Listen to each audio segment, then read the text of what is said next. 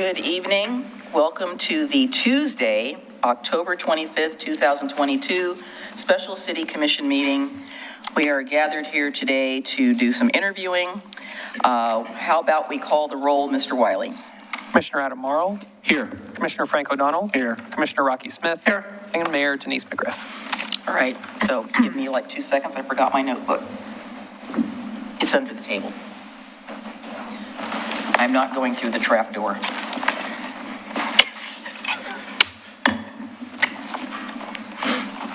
You didn't know there was a trap door here, did No, you? I didn't. Yeah, well, see, come to the meetings and you find out a lot of good stuff. All right. All right. So tonight, we are going to be doing interviews for what was formerly position number 2, and will probably still be position number 2 till by the end of this evening.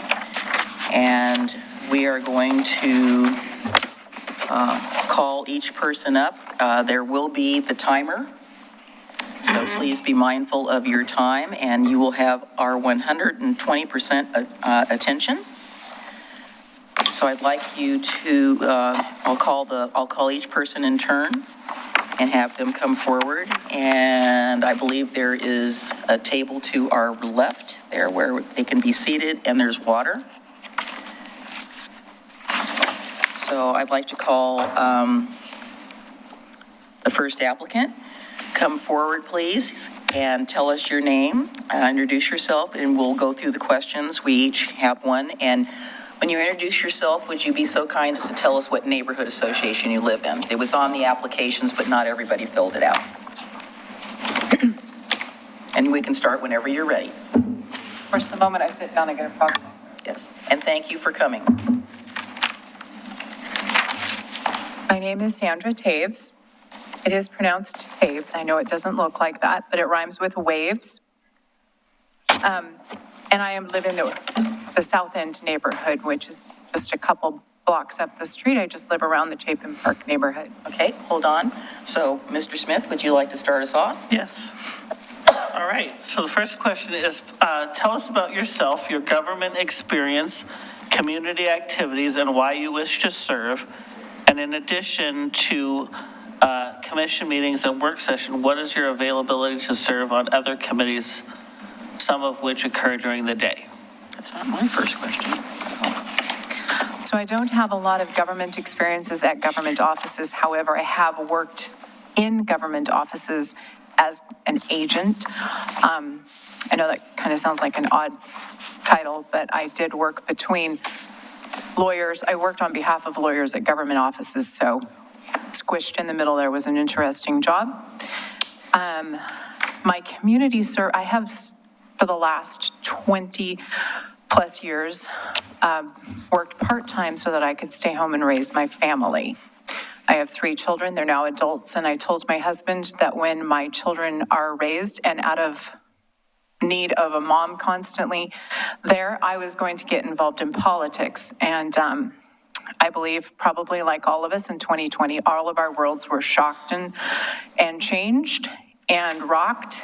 And I thought now's a good time to step up and see what I can do. I haven't had a lot of time to serve on boards and et cetera around Oregon City. However, I have been extremely active in my own local church with programs and organizational meetings for my own local church assembly.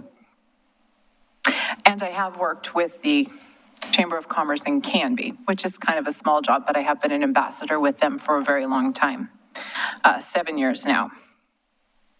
And yes, I have the ability to rearrange my schedule. I do work part-time, but it is according to my own hours.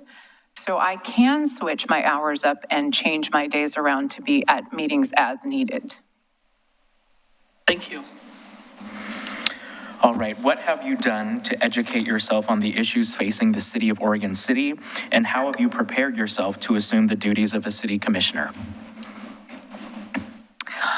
I'm going to need some information delivered to me. I have been reading up as much as I can online. That's probably not adequate because I cannot find as much as I would like to online.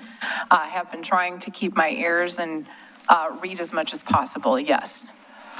But I am a quick learner, and I'm from a blue-collar family. My father worked 60 hours a week on a consistent basis, and I have been raised to believe in hard work. So I am ready to work hard for the city of Oregon City.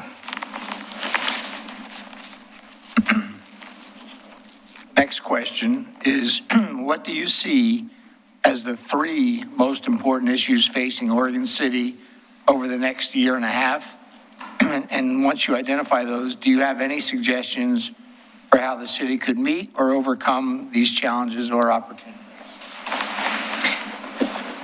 One of the reasons why I would like to join and serve and be a part of our city is because I have 6 families, well, I should say 6 households of friends and family from the Oregon City area who have picked up and moved to another state. And I have at least 4 more who are outside of the Oregon City area who have picked up and moved out of state. We're losing good people. We're losing taxpayers. We're losing solid families because they just don't like the governing system here in Oregon. So my goal is to make Oregon City livable for families. This has been a great place to raise my children. I want it to continue to be a great place to raise my grandchildren. And I want the police department to always be supported. And I'm also interested in small businesses and making sure that they are getting what they need and developing and not being held back. Mr. O'Donnell, I have a question. I don't understand what the governing system is in the state of Oregon you're referring to. They just don't like the system, what is the way things have been dealt the last 18 months with all the lockdowns and et cetera. So they don't like all the laws and crazy things that have taken place. And they've literally packed up their households and moved to other states. And they're actually asking us, why aren't we doing the same thing? So those things you identified were making Oregon City livable? Well, Supporting at our this police point, department? Oregon, yes. I would like to make sure that Oregon City, and I feel like our Oregon City police are being supported, but I do not want that to end. Can I give you a quick reference? I was in Billings, Montana, visiting my brother 18 months ago, who left Oregon City because he didn't like all the things that were taking place in Portland. And there was a big, huge billboard as I was driving down the street. It was a little embarrassing. It said, "Don't Portland Billings." So I'm quite concerned that Portland's going to creep into Oregon City, and I'd like to be I don't want that to happen. Understood.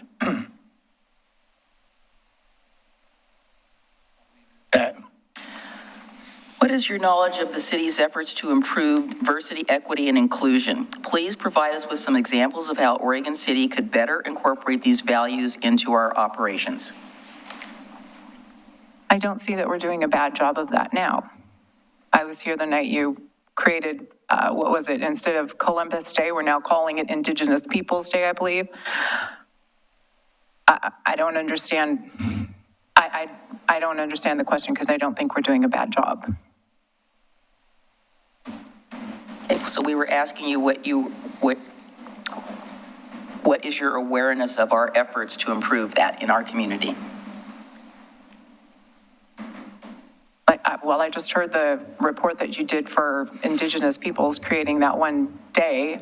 Other than that, I don't know what you're doing to improve that area. But is there a problem with it? Well, we're not answering the questions. Okay. You are. I'm sorry, I'm not aware of there being issues. Okay. Mr. Smith. Right. Some of the most controversial issues of the city commission that the city commission faces relate to land use. Can you describe how land use issues come before the city commission and its role in the land use approval process? What rules apply to these hearings? I'll have to learn that I'm not sure I information. understand that question. I will have to learn that process. Okay. I do believe in development as long as it's not destroying our history. And as long as it's sustainable, can we develop until we get our water systems up to code, I don't know. But there's a lot of issues that I'm happy to learn. Okay. Please give examples of how you work or have worked collaboratively on a project or issue. How has your conduct in those collaborative issues advanced or hindered the efforts? Most of my work has been done with, like I said, with church or with the Chamber of Commerce. So most of that is done, probably, I guess, the easiest thing to pick would be fundraising. And I'm also a coach for my church, working with children in a program that we have. And one of my huge things that I always push with the children and with my teams that I work with is teamwork. I believe in everybody has a part to play, and I believe that everybody has a voice to be heard, and I'm a firm, firm believer in teamwork, everybody getting the job done.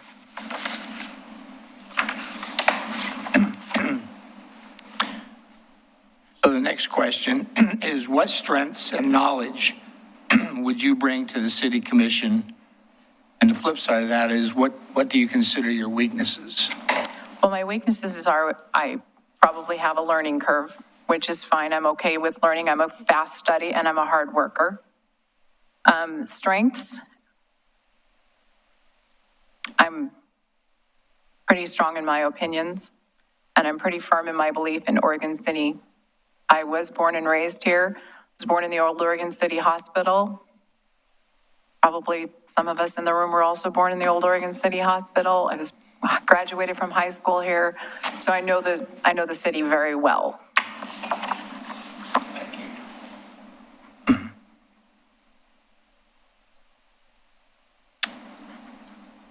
I'm writing. Give us a second. Is there anything else that you'd like us to know? And if not, do you have any questions for us? So I can't think of anything else that I would like you to know. I think I've given you a pretty good idea of my opinion and who I want to represent. I do want to be a strong voice for families. I've stated that.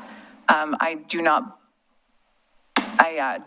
want to forget the small businesses, and obviously the police are very important to me. I've already mentioned that. I'm also,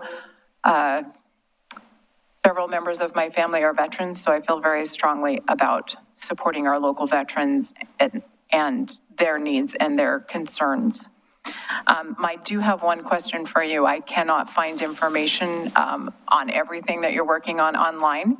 Is there some place that I can go to access that information that's public information that anybody besides myself could go and also get a hold of? Just in general, or Yeah, any Mr. specific? Conkle, The projects that you're working on, Yeah. to study up on them.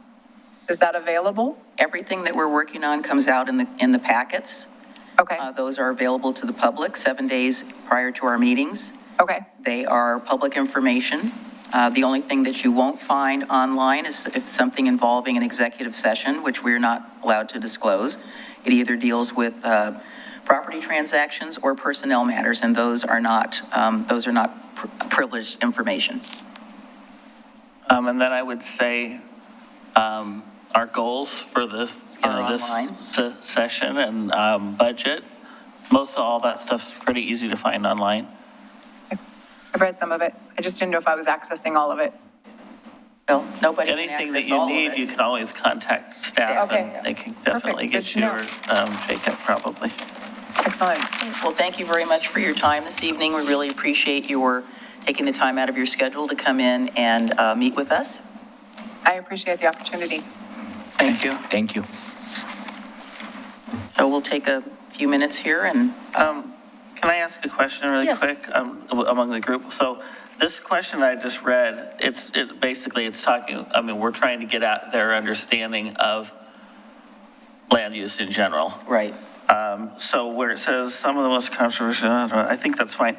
What rules apply to these hearings? And I guess that's just trying to understand their Knowledge. knowledge Yes. of Yes. of the process and the Yeah. rules? Okay. 'Cause I it's- just need to it's very read that differently or yeah. word it differently because it's a Yeah, little. if you want to modify it a little Can you bit, describe how long you says come before the? that'd be fine. And so basically it's saying that come before the city commission and what is the commission's role in the land use process, Yeah. right?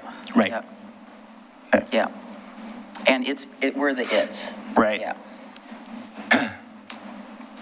I'm going to say it differently because Yeah. That's fine. That's appropriate.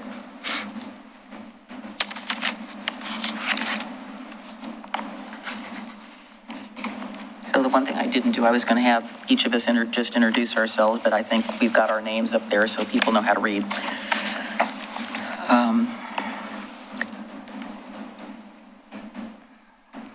Give you another minute here.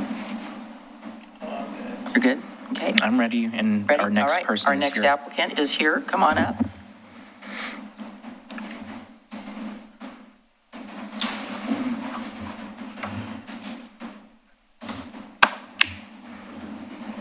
Good evening. Good evening. I'm Thank Mike you. Mitchell. Yep, hang on.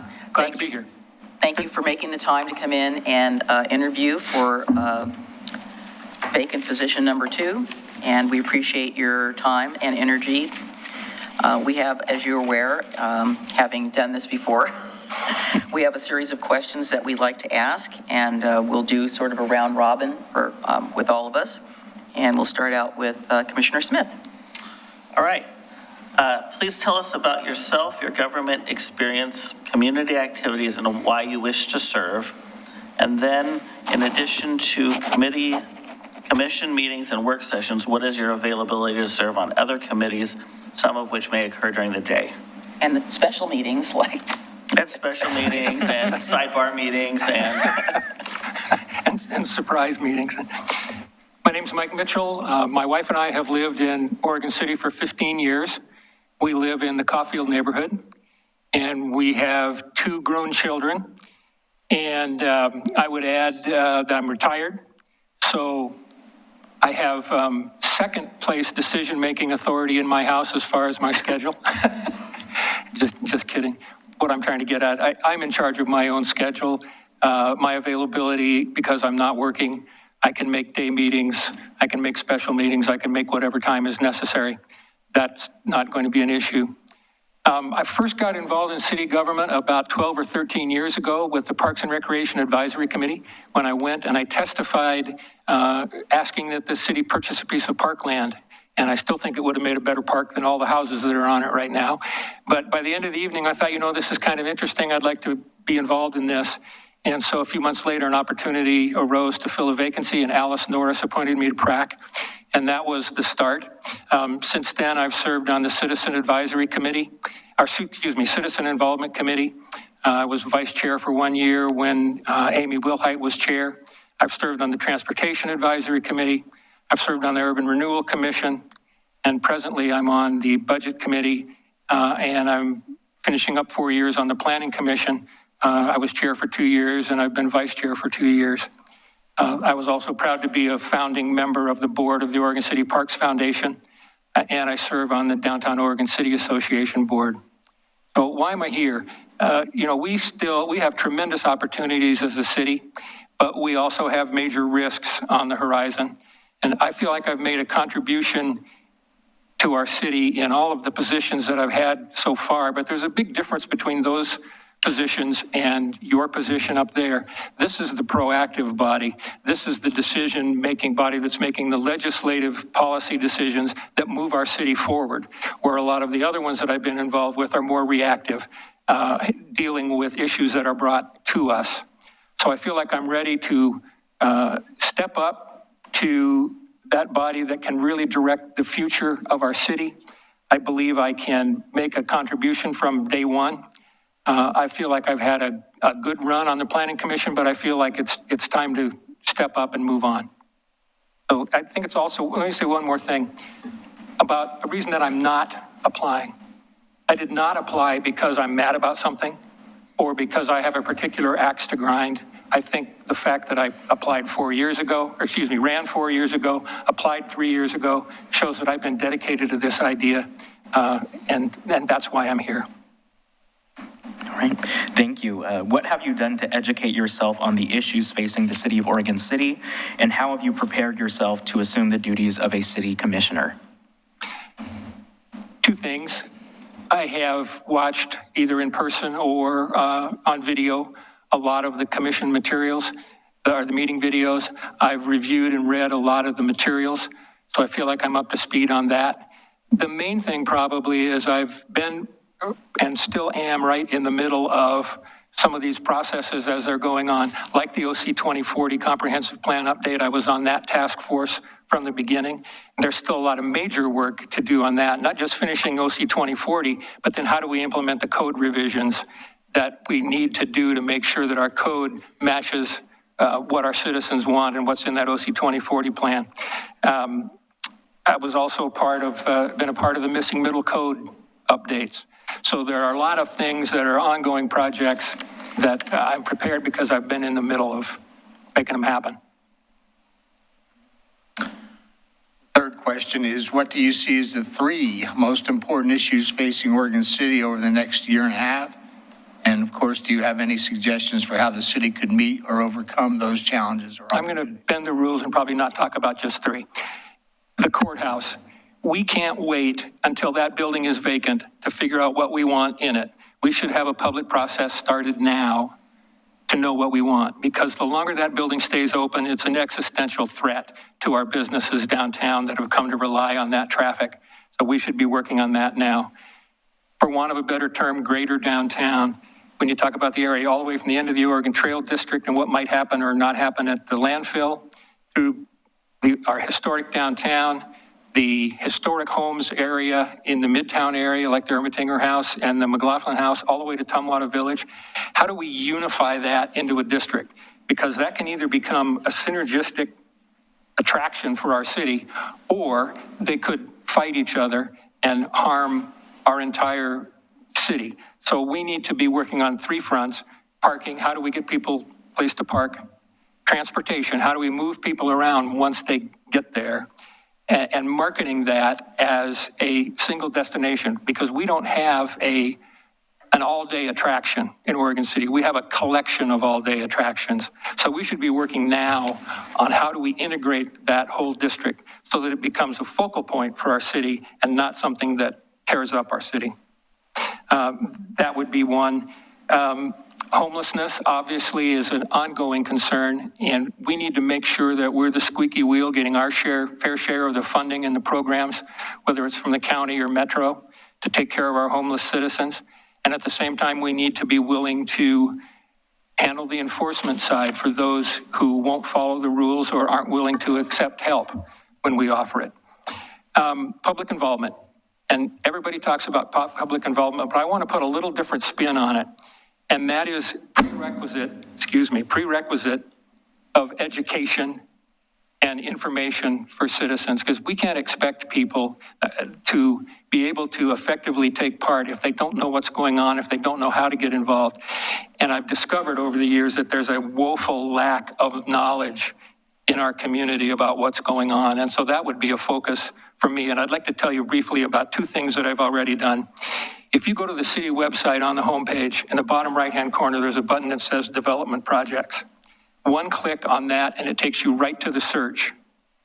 That button is there because I pestered Laura Turway until she got it put on there. So now people don't have to hunt through the city website to find out about development projects. The second thing, a short time ago, you had a presentation called Parking 101. That happened because I asked for that at the Planning Commission. I named it Parking 101. I wished that there would have been more public attendance at their meeting. There wasn't. I think that was a publicity issue more than it was whether or not people are interested, because the first thing the Planning Commission always hears about is traffic. Did I say parking? I meant to say traffic. I'm sorry. Yeah, Those are the parking. two things. Traffic 101 is what I meant to say. I'm sorry. Very briefly, parks maintenance, backlog, and funding, and how do we get a permanent funding source for our parks so we don't get back in this situation again. And I only like to learn lessons one time. I think we need to have learned a lesson, and we need to at least investigate, do we need to reopen the South End concept plan? does a 20-year-old plan still reflect what our community would want? So I think I'll stop there. I think you covered it. Thank you. What is your knowledge of the city's efforts to improve diversity, equity, and inclusion throughout our community? Please provide us with some examples of how you think the city could better incorporate these values into the city operations. I know that a diversity, equity, and inclusion task force has been established, and I know that that was a resounding theme during the work on the OC 2040 concept plan, comprehensive plan, excuse me. How do we reach portions of our community that we haven't before? So I'm aware of those two efforts. And what was the second part of the question? I'm sorry. Do you have any ideas about how we could improve? Yeah, I think it comes back to that education piece again, just get the information out there. The other thing, I think we should make a serious outreach effort to women and minority-owned businesses and local businesses owned by some of those communities that are traditionally underserved, and make it an active outreach, not just say, hey, here it is. Let's get on the phone and reach out to some of those groups. Rocky? All right. Some of the most controversial issues that the City Commission faces relate to land use. Could you describe how land use issues come before the City Commission and the Commission's role in the land use process? And then what rules apply, or what is your understanding of the rules that apply to these type of meetings or issues? A lot of pieces there.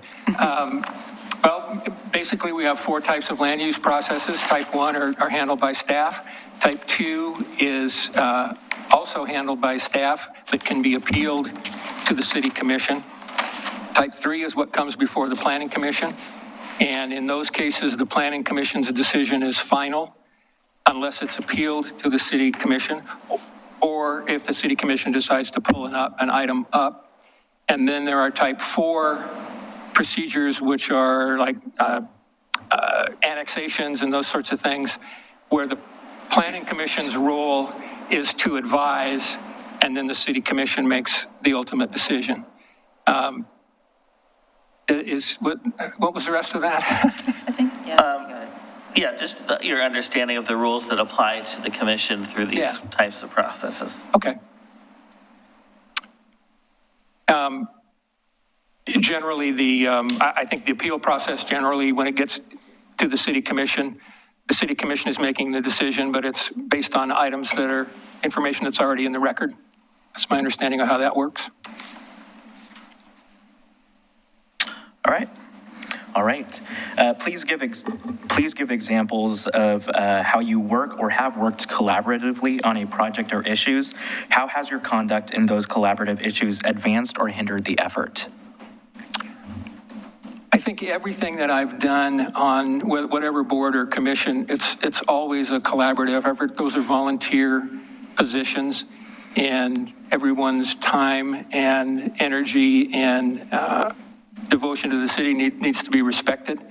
So I'm very conscious of that when I'm in those kind of roles. For example, when I was chair of the Planning Commission, I made sure that when we got to deliberations that I called on each planning commissioner, rather than just saying, does anybody have anything to say, to make sure that everybody had an opportunity to get their voice heard. So I think I've always been collaborative that way. And it is a bit of a balancing act, because I'm not afraid to say that the point of all of this is to get to a decision. So I'm as respectful as I can be of public opinion and of opinion of fellow commissioners on whatever board that I'm serving on, but I'm also not afraid to move things toward a decision when I'm in a leadership role.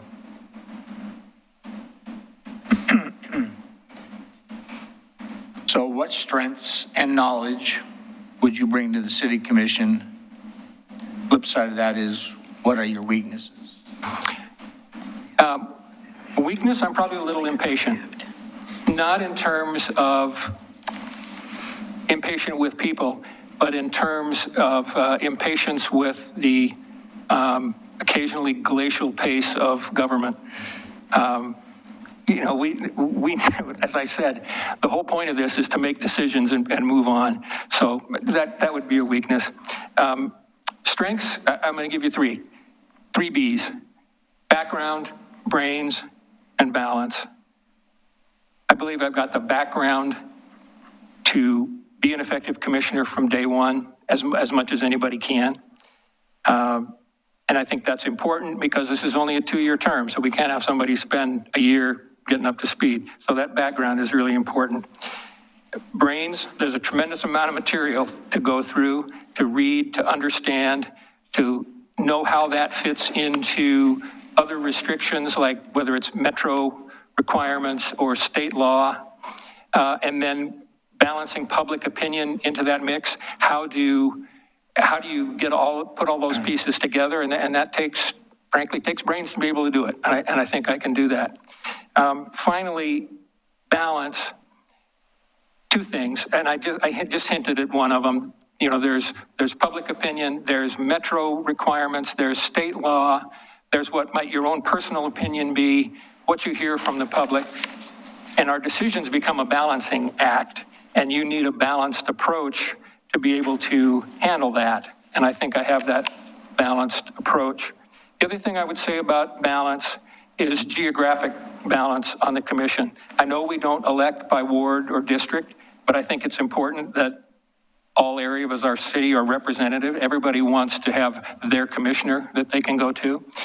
And here's a point. Right now, today, there are 567 apartments under construction in the Caulfield neighborhood, plus the county shop building. And all of that traffic is headed for 213 and Beaver Creek. And when I was on the advisory team for the alternative mobility standards, there's supposed to be an improved right turn lane there. Who's pushing for that? Who can the people in the Caulfield neighborhood, who's their commissioner that can push them for that? So I think those are the three things: background, brains, That would balance. be all of us. Pardon? That would be all of us. Oh, I understand. Yes, yeah. I understand it is, but I still think there's an importance that people have a neighbor who's on the commission. Is there anything else you'd like us to know? And do you have any questions for us? One question: are you still planning to make a decision tonight? It's possible. Possible. Yes, it's possible. Okay. I believe the last time we made an immediate decision. Very possible. That is correct. I mean, my assumption is unless if we have, Last two times, I think. Yes, If the we last reach a few times, consensus, yes. I don't see why we wouldn't. yeah, I thought the goal was to swear someone in on November 2nd. 2nd. Yeah. I think that the last thing I would say is, you all know me. You know how I think. You know what my decision-making process is. You know the time and energy that I've given to the city. You know how much I care about wanting to move the city forward. I study a lot. I always make it a goal to be the best informed person in the room. And I would bring that same kind of dedication to the city commission if you honor me with this appointment. And I thank you for the time. Thank you. Thank you. Mr. Zook, could you do me a favor, please, and close that door, because I am feeling a draft, which is making my nose run. It's kind of blowing right in my face. And I don't know if it's coming from up there or there. Thank you. It's not like we want to shut anybody out, but there's definitely a current of cold air rolling.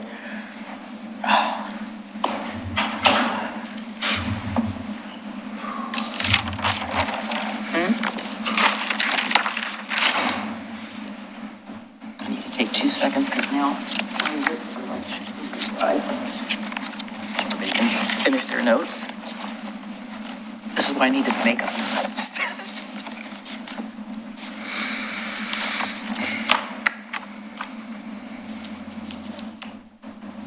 You're about a little over 10 minutes ahead of time, so we can either keep, I know the next two are here, I know. so you want to keep moving? I'm going to take just another minute because I'm finishing up my notes to myself and to the public notes.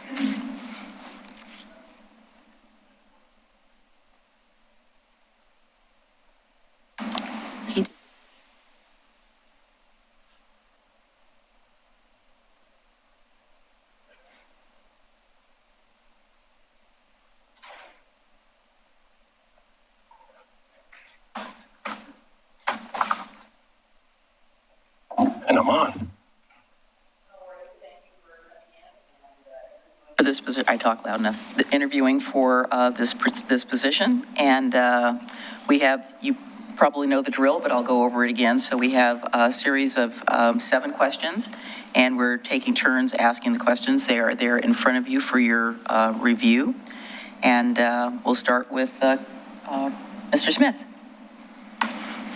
All right, the first question, tell us about yourself, your government experience, community activities, and why you wish to serve. And in addition to that, your availability for commission meetings, work sessions is something that is important, but also what are your availabilities to serve on other committees during a day? Okay, well, I'll answer the last one first. I'm retired. Introduce Beginning yourself. of September, I retired. My name is Damon Mabey, City of Oregon City. And you live in the, Yes.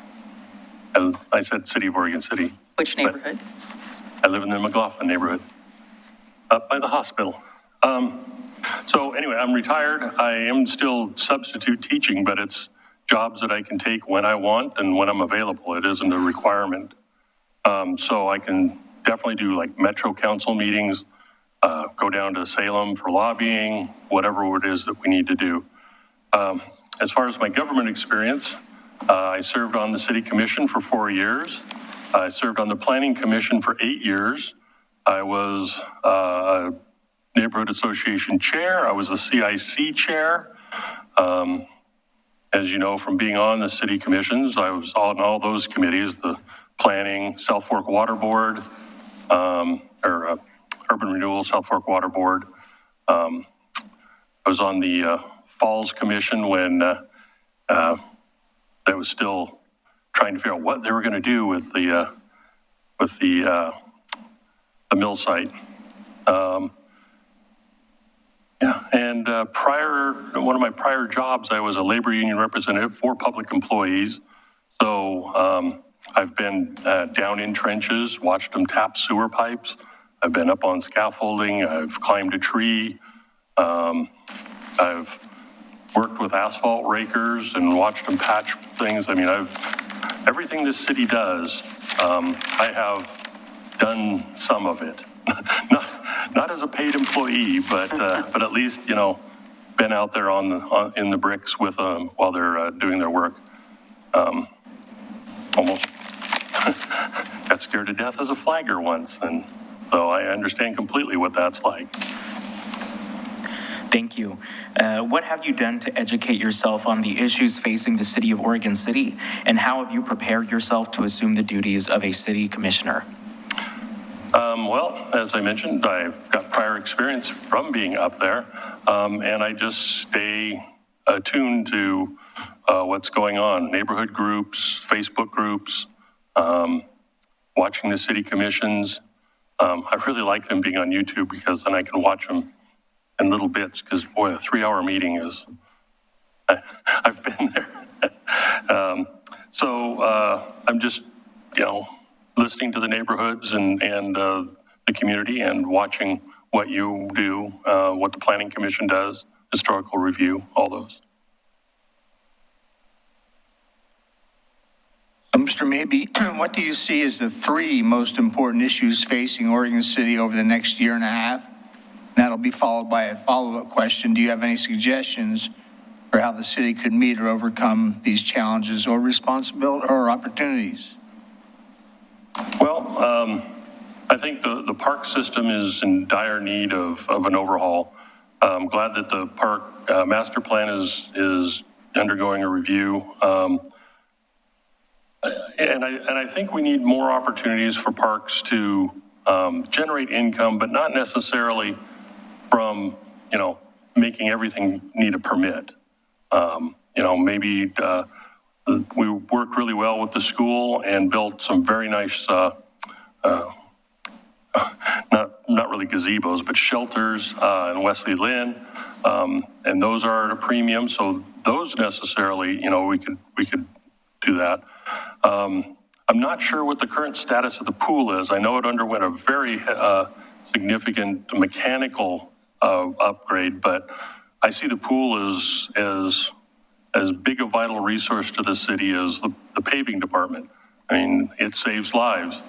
I learned to swim there, and one time in the Navy, I fell overboard, and it was those swimming lessons that got me back on the ship. It wasn't like we were going crazy. It was just a landing craft. So, but still, you know, so that's one big thing. I think we really need to look at the paving plan, the pavement maintenance utility fee, which I helped implement, is a good thing, and it's getting additional pavement done. But, well, first off, I think a real opportunity was missed during COVID when no one was driving on the major streets. We should have been tearing them up and fixing them when we didn't displace so many people. But driving around in all the different neighborhoods and seeing a lot of what they call alligatoring, which is where it starts to break up in little square patches. And I think that, that we need to look at either increasing the fee, relooking at what our priorities are, you know, that whole concept. And then development, you know, how is it coming? I mean, when I was on the planning commission, we rejected a development under the livability standards. And then the city commission just flipped it and said no and approved the plan. And then the mayor proceeded to come to the planning commission and tell us we didn't know what we were doing. So I don't want that to happen. I want both committees to know what they're doing, to have the same understanding of our standards, and to be clear and transparent in what their thought process is. You know, nothing's worse than just getting a bunch of ayes or nays and not understanding why that happened. Thank you. Yeah. So what is your knowledge of our efforts to improve diversity, equity, and inclusion within our city? And if you have any examples of how we could better incorporate these values into our operations, we'd love to hear it. Well, the only thing I'm specifically aware of is the DEI committee. But I've, you know, since I was a commissioner, a city commissioner, you know, I've watched the city do everything they can to make sure that they have a diverse workforce, particularly in the police department, which was very pale when I first started, but they've been doing a really good job of recruiting people of color, people of different ethnicities, people who speak multiple languages. You know, it's amazing how de-escalating it can be when somebody speaks your own language to you when you're in a conflict situation. So other than that, I'm not really sure of the specifics. It really is just making sure that you do as much as you can to walk the walk. You know, that everybody gets a chance to be heard, that everybody gets a response to their concerns, and, you know, when the opportunity comes, you know, that if all things being equal, then, you know, make the choice. I don't like quotas. I think that they've never really done anything other than make the people that have got the advantage of the quota feel actually less than, you know, like, why didn't I just get the job? You know, am I not good enough?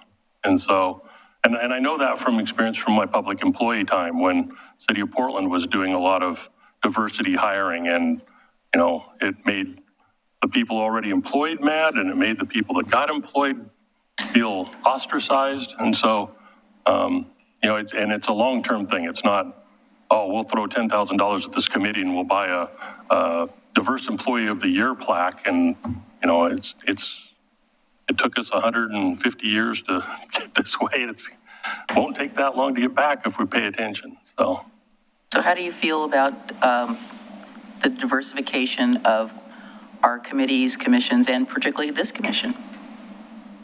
Well, I think this commission and the Planning Commission and the Historic Review Board are about quality and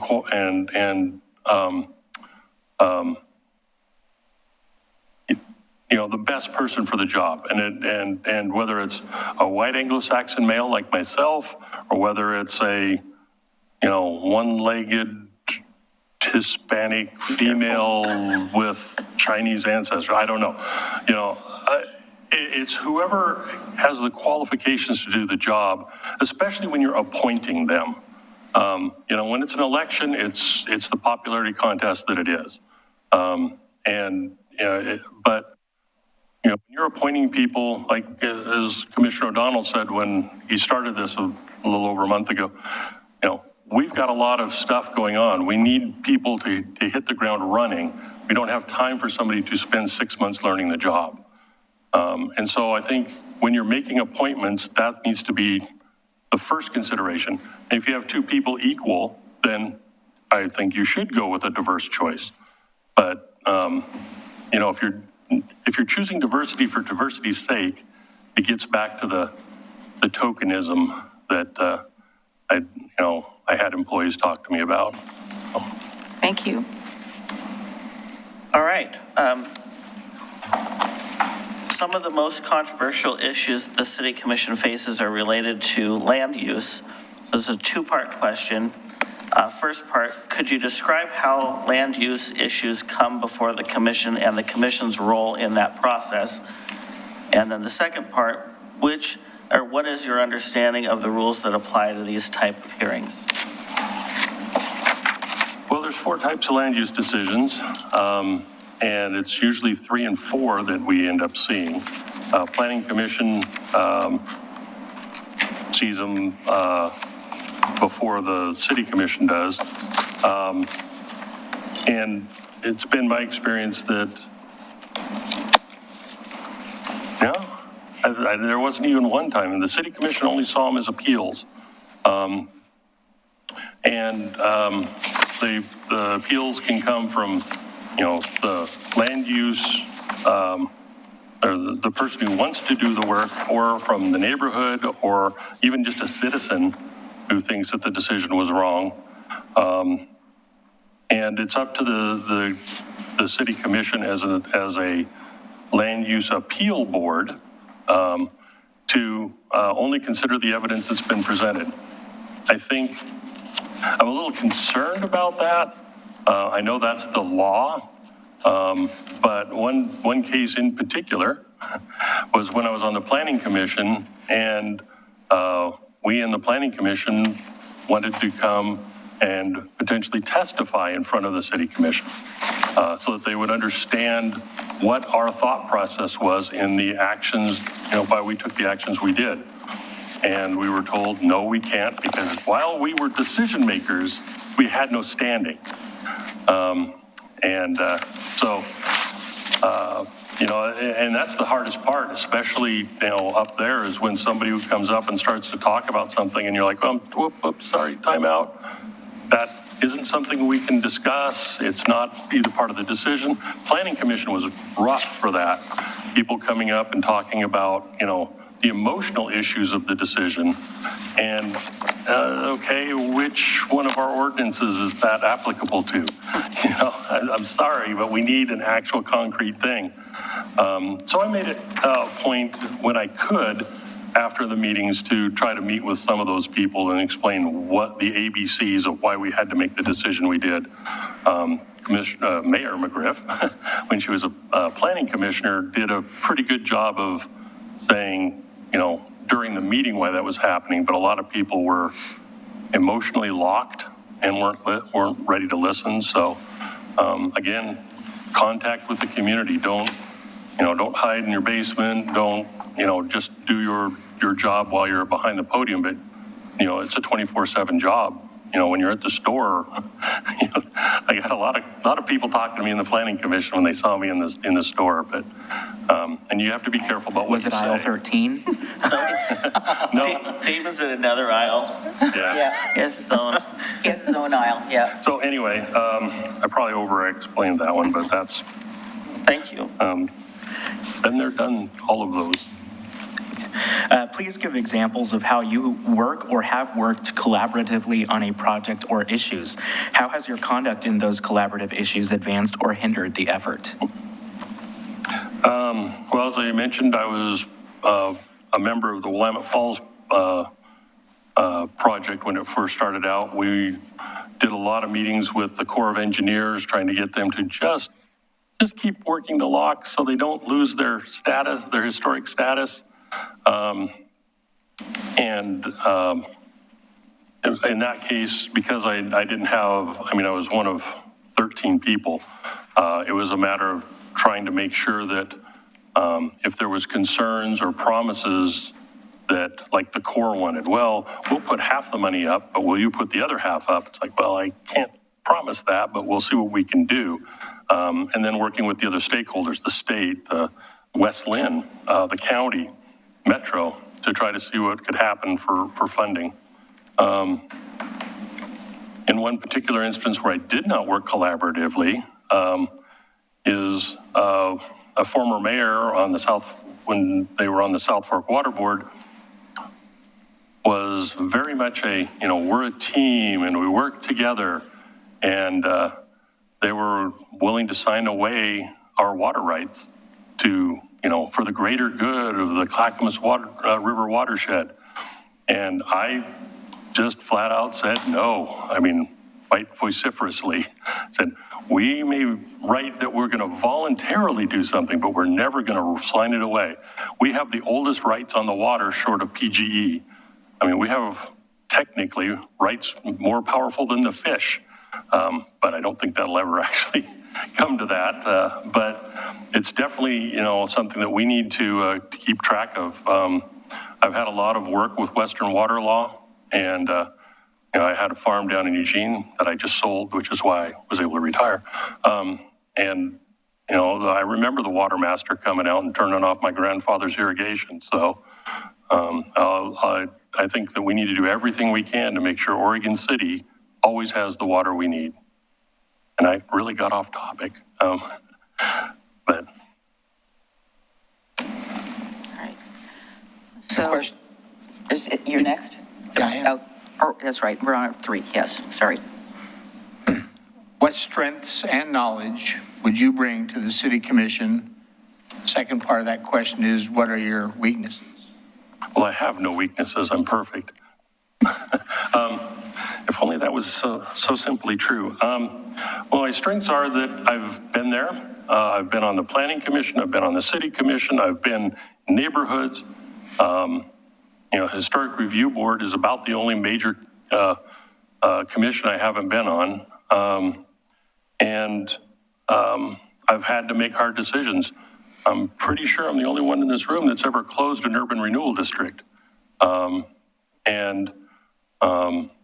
You know, worked with, you know, and dissolved an urban renewal commission for that matter, and then rebuilt it.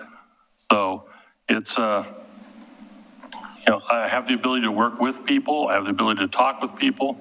I know Commissioner O'Donnell thinks I'm a one-trick pony about the Buena Vista Clubhouse. and I am on this side of the podium because I get to be a one-trick pony here. But when I'm up there, I have to take care of the whole herd. And I've always been able to do that, and I've always been able to see the other side. You know, sometimes I've made people mad when they were on the commission because I'd do the devil's advocate and poke and poke and poke. But when you're, you know, trying to make a decision that is going to become precedent or potentially case law, you want to make sure that you've made the best possible decision. And there's been many times I've compromised because, you know, my absolute is not the proper decision. And, you know, you want to get everything possible done. So I think my strength is the ability to compromise. My weakness is my earnestness at sometimes when I don't think the compromise that's starting to develop is the proper one. But I've also, you know, I was in the military, so I understand you question. When the order comes down, you march. You don't question anymore, and you just get it done. And so, you know, that's the kind of person I am. So. It's the only correction I'd make to that is I do not think you're a one-trick pony. I honor your service to the past. I've watched your decision-making. I've watched you on Planning Commission. You are far from a one-trick pony. Yeah, and I apologize for that. It's okay. It's not a big deal. We've just had very serious discussions about it, so. Well, we have some differences among ourselves. And I guess that's a perfect example, is we have gotten very heated with each other, and yet we're still talking and laughing with each other because we don't get mad at each other when it's an honest discussion. And I think that's the important thing that needs to happen in any. Some of us don't get heated. Well, Some are very, let's just say, passionate. yes. So is there anything else you'd like us to know? And do you have any questions for us? Well, I guess the quick question is when will you be making the official decision? Because the last time I heard it was November 2nd swearing in. I'm not going to be in town. So I will not be available for that. This Friday, I leave for Las Vegas. And I may have to go back to work after. But so when will the swearing in be? And then just in general, I think most of you know me and know my ability to work with the group, make those decisions, and do what's best for the city at however painful that may be. And that's pretty much it. I've always had a problem tooting my own horn. We hope that we'll be able to come to consensus and work together this evening, but we may not be able to, and we might have to hold it over, but that's, Okay. ultimately, that's our goal. Yep. Thank you so Well, much. Yeah, and I guess the kind of parting comment is, while I may not be here on November 2nd to start, I can hit the deck running, and as soon as I'm back in town, I'm ready to rock and roll. So, Thank you so much. Thank you. thank you. Good luck with this fun decision. I guess probably midway. Let's do one more and then take Yeah, I a would say break. midway is a break, good break. Yep. 4 and 4. Yeah. I'm just talking here. So we have our notes together. Yes. Okay. Let me flip my sheet over here. All right. We're ready for the next person. Come on up, please. Very briefly, just introduce yourself and tell us what neighborhood you live in, and then we will start with Commissioner Smith asking the first question. And please feel free to take a cup of water. Thank you. Tom Guile, the Park Place Neighborhood Association. All right, welcome. First question is, tell us about yourself, your government experience, community activities, and why you wish to serve. And then in addition to that, in addition to commission meetings and work sessions, what is your availability to serve on other committees, some of which will occur during the day? Okay. Let me begin by saying it's a little awkward to be here interviewing for the position that I also interviewed for when Denise got chosen. So I've been there with Denise on that one. It's also doubly awkward here to sometimes be in front of so many friends. I mean, everybody who's applied is a friend, and I've learned so much from all of them, Damon and Denise and everybody else. We're all friends, but it's also a little awkward that some of us are running for the same position on November 8th, so it's a little awkward to be here with all of you. But my government experiences that I was on, Damon was the original one that when we were bringing back the CIC many years ago and reorganizing. He left and I became the chair. I was voted the chair and I was that chair for 3 years. From that, Doug Neely appointed me to the the Planning Commission for 4 years. And then on to the Dan Holliday appointing me to the Planning Commission. So I served that. I've been chair, vice chair, secretary, treasurer of the Park Place neighborhood on various occasions. Let's see, to serve in addition to committee meetings and work sessions, and why you wish to serve. Why I wish to serve. I've been to so many meetings over the last few years. I think I've been to this chambers and the other chambers so often I felt like I was a member of the Planning Commission and a member of the City Commission because I've been to so many meetings. I've followed everything that goes on, and more specifically, as many of you know, I've been involved in the Park Place appeal, and before that for 19 years, persevering on my beliefs on that. I believe, and I'll probably answer this later with you, I heard the question. You're probably wondering why I sat through this tonight. I sat through because I learned a lot about my fellow individuals who want to be on this, and if I should win a position later, they brought up a lot of issues that need to be addressed, and I really learned a lot. I really got an education tonight listening to some of those people that were sitting before you. I agree with somebody else said something. To me, the most important issue that's coming up, and I'll address that later, is growth. And most of that's in my neighborhood, in the north end of town, whether it be the landfill or Park Place coming back again, or those things. So Park Place has never really had a representative from that direction. Even though you represent the entire city, sometimes Park Place feels like they're out there on the north end and forgotten. So I want to be involved. I want to represent them in the best way I can. Can I serve on all the committees? Just like everyone else, I'm a retiree, and I'm available for any meetings at any given time. I think that answers your question. Thank you. What have you done to educate yourself on the issues facing the city of Oregon City? How have you prepared yourself to assume the duties of city commissioner? Kind of like I said a few moments ago, I've been to so many meetings. I've listened to so many issues, all the way from the trees and the sidewalks earlier this season, and I certainly appreciate the commission listening to the public and getting something done there. I've realized that the city commissioner, a lot of people don't feel you listen. I've tried to educate people to tell them that sometimes there's codes that have to be followed, and people don't understand why the codes can't be changed to fit everything they want. So I've educated the people that I can. I've done it through communications in the newspapers. I've done it verbally, but I've educated myself by attending and listening to all of you. And I prepared myself by,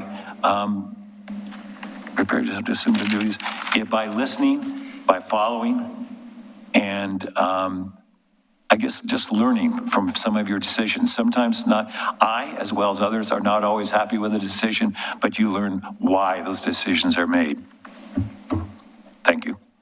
So, Mr. Guile, what do you see as the three most important issues facing Oregon City over the next year and a half? And do you have any suggestions for how the city could meet or overcome these challenges or opportunities? Like others, I believe there's a lot more than three, but for me, the major one I see is growth. This city is facing a lot of growth, and that's been overlooked sometimes, that we have growth going. When I was on the Planning Commission, I was there when we approved the Beaver Creek concept plan. I was there when we approved the South End. Each time I advised the citizens who sat in here, in the other building, and were unhappy with the fact that we voted it, or to move forward that in the Park Place plan, was the fact that I told them that they had the right to vote on it later, but then again, that vote was taken away by our governor, so they don't have any choice on that. But we've got growth coming in all those areas. And to me, infrastructure is so critical. If we're going to build all these homes, whether it be north, middle, or south end, we need to look at infrastructure, and we need to start addressing what are we going to do to move traffic through this area. You hear it all the time, well, we've got a traffic committee, but we don't have the funds to improve infrastructure till we build the homes. But it just doesn't make sense to myself as well as citizens to build all these homes without having the infrastructure there first in place. Secondly, homelessness. I deal with a lot of homelessness down by my small business store. I see it, I hear it on the streets out in front of my store. I deal with it because I have a family member who's got mental illness. And I could go into all the details of it, but there comes a point where we realize that wraparound services aren't going to necessarily help. We were enabling her every time we'd respond to every little crisis that she had. When I was younger, we had Damish down near Salem, and we had a place where people could get help. If I was somebody that closely involved, I would really push county and state that we need more mental services. Yes, there's people who are homeless because of crisis with their own homes and the cost of it, but then there's also people who just choose to be home and they don't want the help. They don't want to have to abide by the times, like I saw with all of your decisions with my father's heart of abiding by rules and time limits. Homelessness is a critical issue, I think, that we face in all cities of Oregon and across the United States. Third was tolling. And tolling is an issue you've heard from every single person running for the office. You've heard it from the county commissioners. You've heard it from West Lynn. You hear it from everyone. I really beginning to believe that going head to head with the government on tolling with ODOT doesn't do us any good. ODOT, it's just going to take people signing petitions and getting it on the ballot and voting on it. Since I've been downtown, I've been pushing ODOT every time I see them. Why is the left-hand turn sign down where you can't see it? And I see everybody turning left there. And I keep asking ODOT, why isn't it back up there? Because sooner or later, there's going to be a major accident. And I see people honking. I hear it from my store, and I walk out and see all this commotion out there. So tolling is critical, but I think it's going to go beyond just some of you going to the ODOT or to the state. It's going to take a push by the citizens to show that we really mean business. We want it on the ballot, and we want a voice in it. Beyond that, there's so many other issues, but I'll leave it at those three. You? What is your knowledge of the city's efforts to improve the diversity, equity, and inclusion in our processes and throughout our city? If you have any examples of how we could better incorporate these values into our city operations, we would love to hear that. I'm not fully aware of everything the city is doing except for the fact that the program's in place. I've been one of those people all my life who's been that way.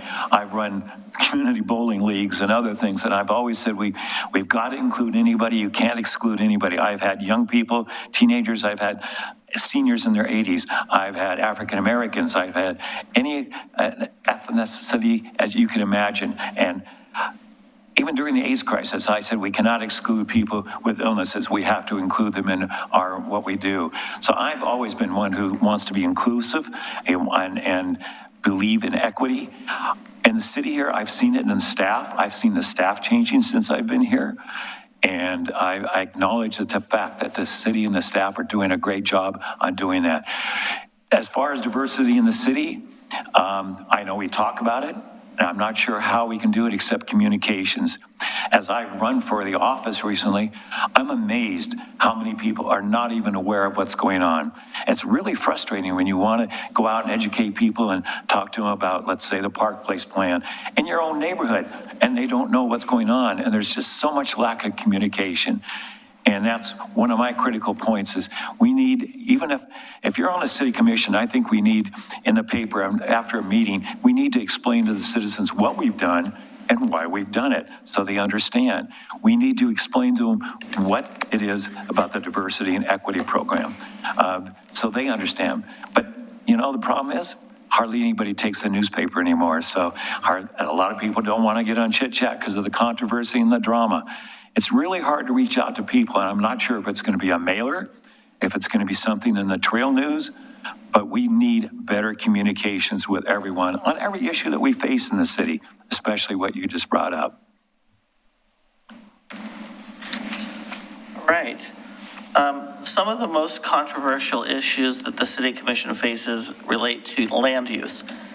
Could you describe how land use issues come before the City Commission and the Commission's role in that process? And then in addition to that, what is your understanding of the rules that apply to these type of hearings? Wow, that's a big one. As everyone knows, how much I've been involved in land use before I was a planning commissioner and while I was a planning commissioner. And we've all heard what one's type 3s, type 4s. I won't go into all the details of that. But I have sat and watched, I have sat here with Dirk and other people and watched appeals before, and I've been amazed how strict and rigid some of the rules are for land use appeals. And then it amazed me that actually one got through. And I'm not sure if it was the efforts of a lot of people, but all I know is people listened. The Planning Commission listened for the most part, and then it went to the City Commission. And it was so moving to know that we were actually listened to. And it took a lot of people to come before you to explain the situation and how dire it was, and people listened. Situations like that, it comes before us at the Planning Commission. And Dan used to say, they did the groundwork. Every time the Planning Commission with Denise and Damon and everybody else, we put so much effort and so much reading into it that the groundwork was done before it even got to your level of the City Commission. And that's what it is. It takes a really good Planning Commission and a diverse Planning Commission of people who are interested and actually read the documentation. I sometimes feel like right now that's not taking place. We need people to read and ask questions. When I left the Planning Commission, my key note to everyone was ask questions, not just of the developers, not just of the citizens, but of the staff. You need to understand what you're approving or denying, and you need to understand it totally. And I only know of a few people that actually read all the documentation. Denise was one of those, because she was always in the print shop next door to me, getting everything printed out. How it comes to you, and that is because of usually an appeal. And those appeals are so important, and we see how the chambers are full here. Every time something like that happens. I've never seen it as full as the last time, and I'm proud of the way our community came together, and I'm proud that our commission actually listened to the citizens and followed the rules. I mean, you have to follow the rules, but you really led and went into depth about it. Thank you. All right, please give examples of how you work or have worked collaboratively on a project or issues. How has your conduct in those collaborative issues advanced or hindered the efforts? Thank you, Adam. In the beginning with the CIC, it took a long time to get it going again. It had been put asunder for a long time.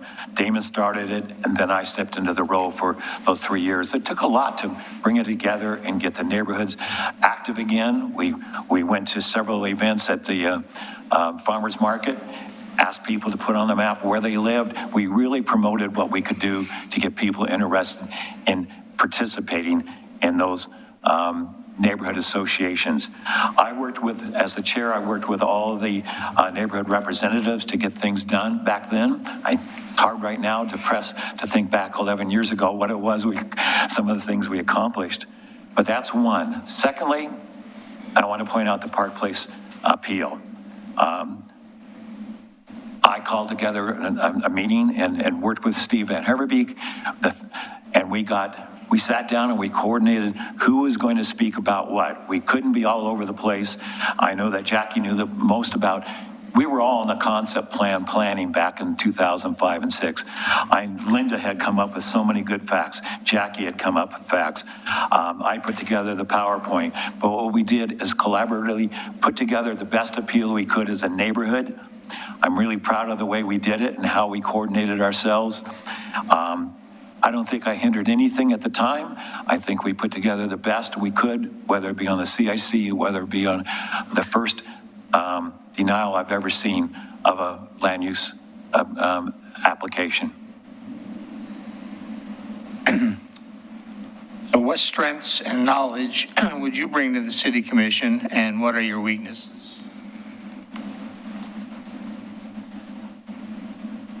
My strengths are that I ask a lot of questions. It's important to ask questions of the staff, of the attorneys, of anybody, as I said before. You need to understand what you're dealing with. And sometimes I think the neighborhoods are the people who come up feel that they're not being listened to. Several times, as it's been known, I've done on the Planning Commission, I will ask the question. It may seem stupid and simple, but we know that people are watching on TV and they may not understand what we're talking about. So I've always asked for clarification. To me, that's a strength. You're trying to educate the public who are watching so they understand what we're doing and why we're doing it. Because sometimes they don't understand the codes, and we have to say, we're following a code because that's what's in there. If we don't like it, we have to change the codes. My strengths are that I can speak, I can communicate, I write well, and I think that's important. As I said earlier, on decisions that the commission's making, we need to educate the public what it is we're doing and why we are doing it. If I have a weakness, sometimes it can be impatience. I rarely show that side of me, but I think it's only because of the fact that I want to see something taken care of in the proper manner. So I hope that answers your question. Yes, thank you. So is there anything else you'd like us to know? I want to thank you for understanding why I'm here. It was a big decision to whether I should just go for the vote or whether I should also go for an appointment. By coming here tonight to ask to be appointed, it's because of the fact that I've got a sincere interest in what's going to happen in the city and specifically in all the developments. I've had that experience with all of that, and I think we need to really watch what we're doing in the future. And so I wanted to be appointed if I was not going to win this, because I want to be a part of the future of what's going to happen with the city. Because if I'm going to live here the rest of my life, I want to make sure that it's comfortable for me and for all of my neighbors. Thank you. Do you have any questions for us? I know a lot of people have asked you if the decision was being made tonight or not. I remember I attended the meeting when you had several people in here arguing with it, that you should take the third place. And I disagree with that. That doesn't mean if there's an election, you don't need to take that third place. And as Rocky had pointed out, the charter says you make the decision. I thought I'd heard that evening by Adam, and I think others had said the same thing, that maybe you were going to wait on this decision until either the night of the election or afterwards. And it sounds like that was not voted on or a decision on that. And I'm concerned that a decision here, no matter which way it goes, could affect an election. If you were to say no to someone like Sandra or me, could that tell the citizens, well, they weren't qualified to run, so they weren't decided on? There's so many ifs and buts and all that. I don't know, but I decided I wanted to come here anyway and represent myself and show you that I really am interested. That's not a question, but it's kind of a statement about what you had all said. Anyway, I appreciate your coming in, and I do understand what you're talking about, communications, but I will say that since I have been involved with the city commission, the city has pushed out the information. We can't make people read it. Oh, I know. The information is out there. It is readily available. It is easy to access if you want to know what we're doing. We have an e-blast that comes out just about every other week with all the news information. We have trail news. It's a two-way street. I agree. You know how many people don't even know that exists? I mean, as you walk around, I just can't believe that people have not been informed. Aisle 13, I'm hearing about it, and I just tell people that it's available. But again, They've got to reach out. We can't make them read it. I agree. So anyway, thank you so much. Thank you very much. Have a good evening. Okay. And we're going to take a short recess to 7:29.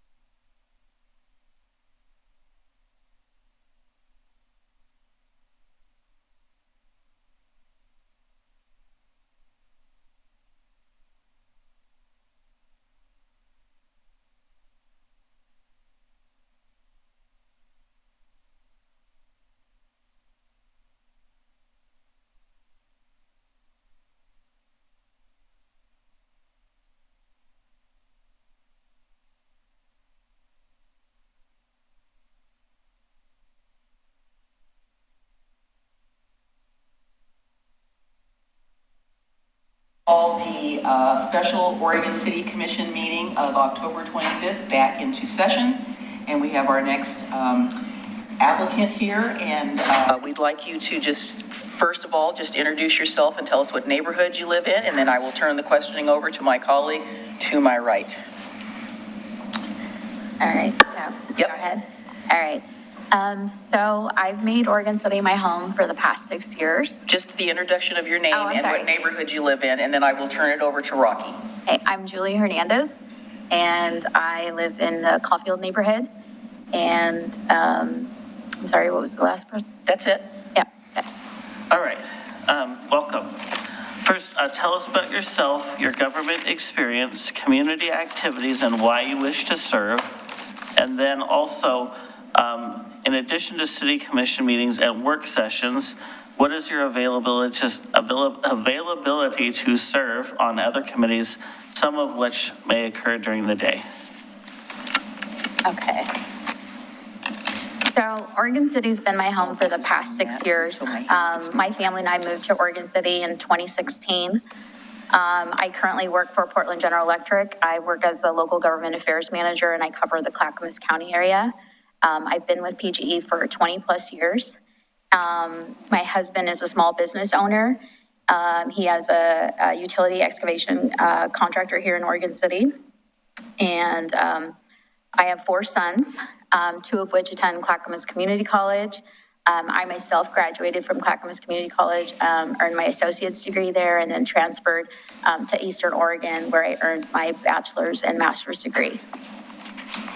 As far as working in committees during the day, so I have already talked to my employer, and they are very willing to transfer my duties of the city of Oregon City. The city of Oregon City is one of the cities that I do cover, but to make sure there isn't any conflict of interest, they would relieve me from my duties and allow me to transfer those to a colleague, and I would be able to support in whatever capacity.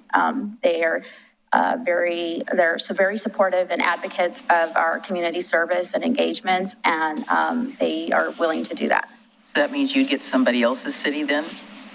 Correct.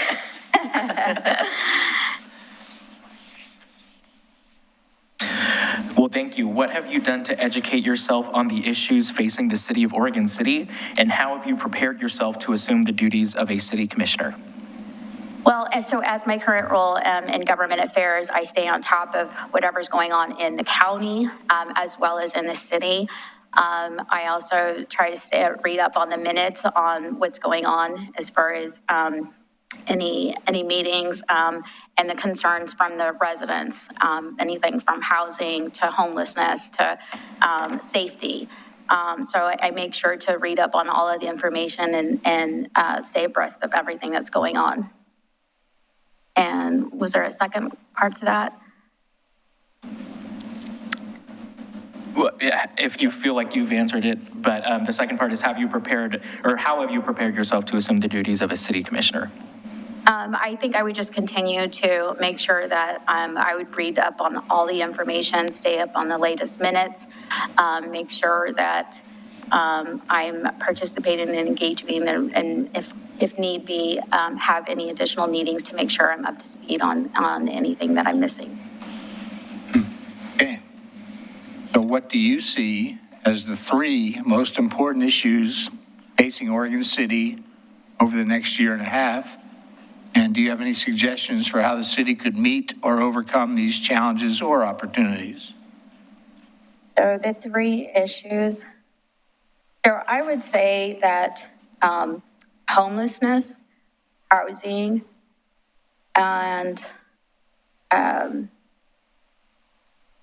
just diversity. I believe that homelessness and housing kind of go hand in hand, but I don't feel that it's just a city of Oregon City issue. I feel that it's a nationwide issue. And I feel that it's important to try to not only look at just within the city, but even at our close neighbors, at what's going on with our close neighbors. How the suggestions I have that for the city to overcome these challenges. I feel that we would need to look at not just, so with housing and homelessness, I mean, there's a lot of economic opportunities there, rents are skyrocketing. And, some of these homes are, some of the families that are living in these homes are more than 50% of their income is going towards just housing alone. And then you add the utilities and food on top of that, and families are just scraping by, which is leading to some of the homelessness. There's also mental health issues that we need to look at that are causing some of the homelessness issues, including drug addiction.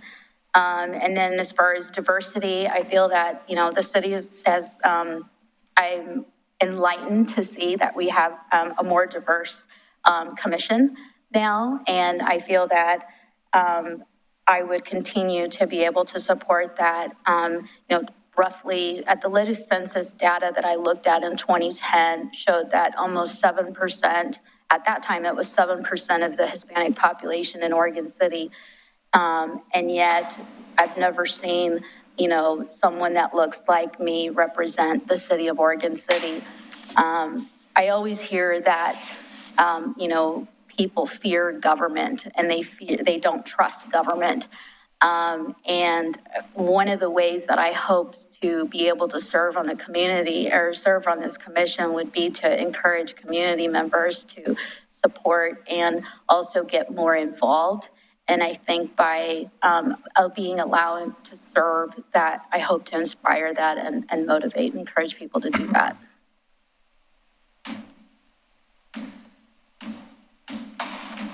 Was you, okay. Well, this one will be easy for you. What is your knowledge of the city's efforts to improve diversity, equity, and inclusion?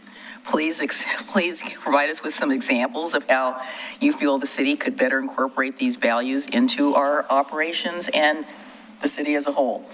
Yeah. So I actually currently serve on the Diversity, Equity, and Inclusion Task Force for the city of Oregon City. I think the commission's number one goal is to promote diversity, equity, and inclusion and having a safe and inclusive community. So I think that's a great start. And, with the city's task force, they're looking at where are the gaps and where we could improve. And so that's a great step in moving forward in the right direction. And I hope to just continue to further and expand that.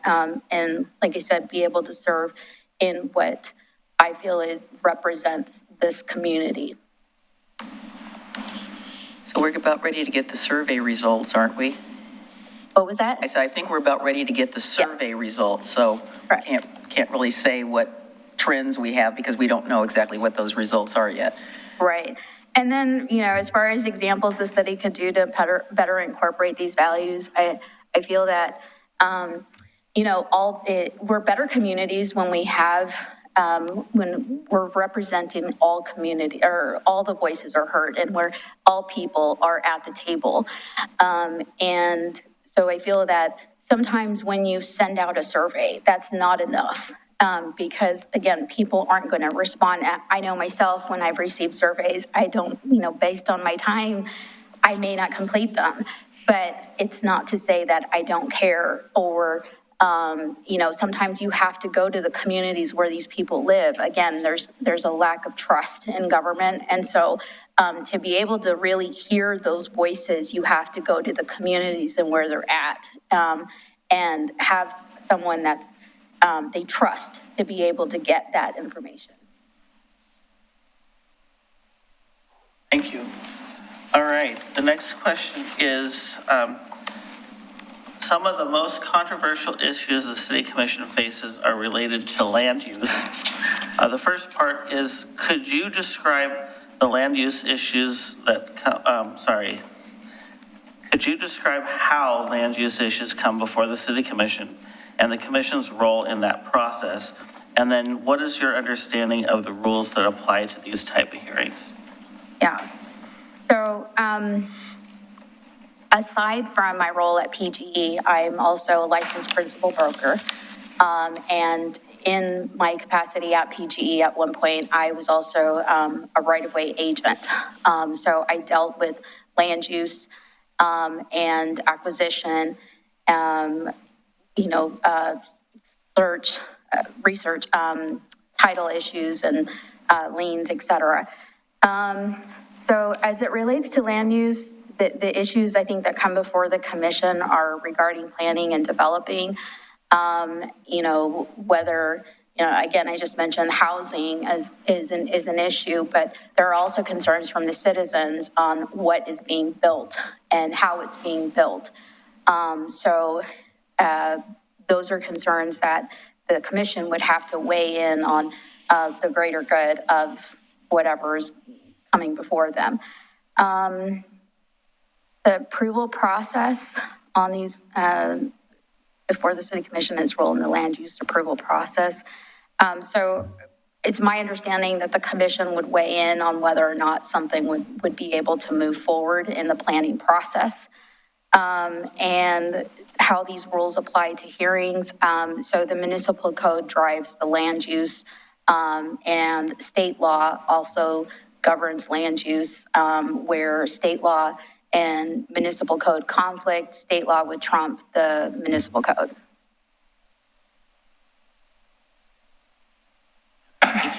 Thank you. Please give examples of how you work or have worked collaboratively on a project or issue, and how has your conduct in those collaborative issues advanced or hindered those efforts? I would say my greatest project would be working on the Willamette Falls, area. So I work on a day-to-day basis. In fact, tomorrow I'll be doing a tour there at our Sullivan plant. But we have different stakeholders. We have the city of Westland, city of Oregon City. We have the Confederated Tribes of Grand Ronde, and as well as other tribes, and Belgravia, the paper mill, which is our tenant. And then we have the Army Corps of Engineers. So that in itself is probably, I would say, occupies 80 to 90% of my time. It's definitely project management because we're trying to manage our operations there. We have a FERC license that allows us to maintain that plant till 2035. And then we have, the Army Corps who's trying to do upgrades so that, in the hopes that one day, we're able to reopen those locks. We have the paper mill who is trying to operate and, generate their products. And we have construction going on there every day. And so it's managing the expectations of all stakeholders. And then we have citizens who would like to, be able to see and have access to that area.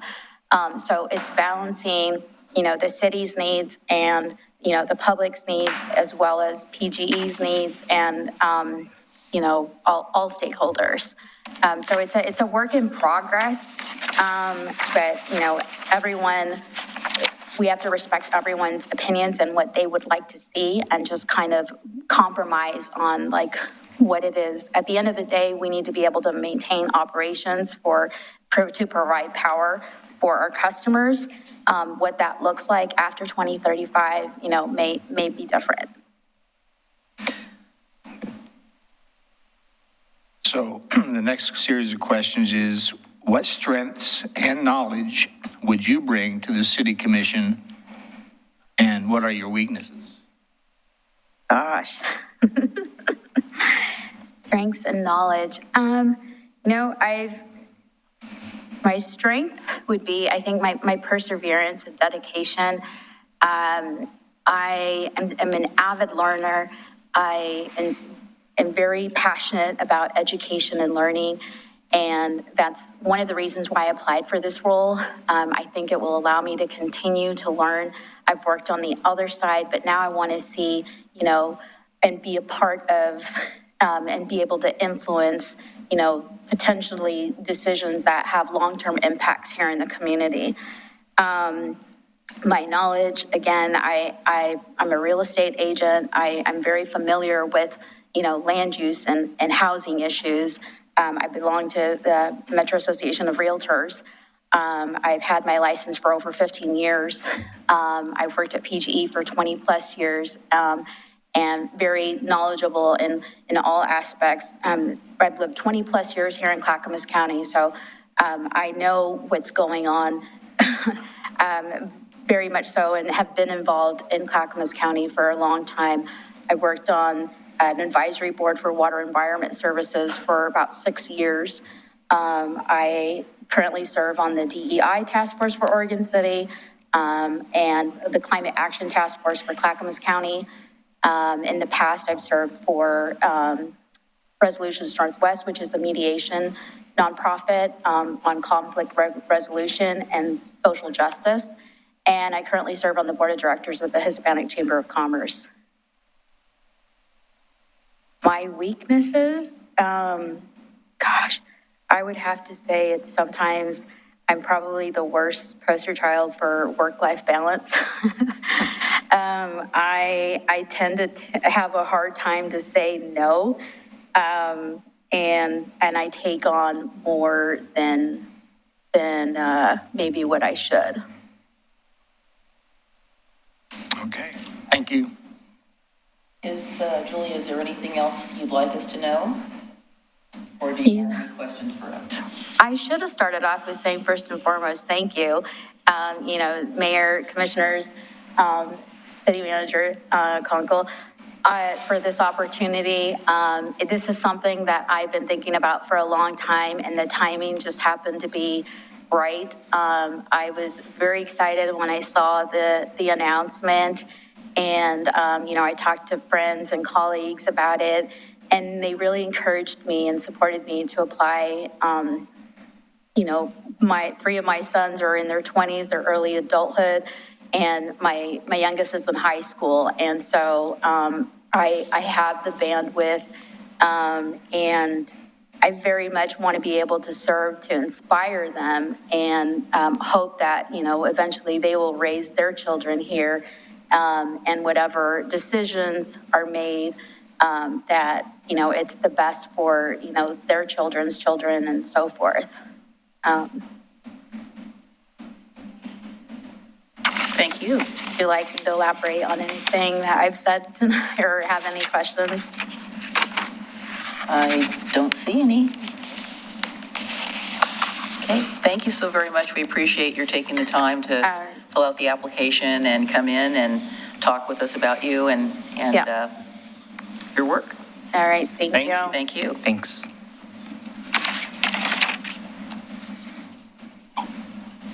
Hopefully the power doesn't go out.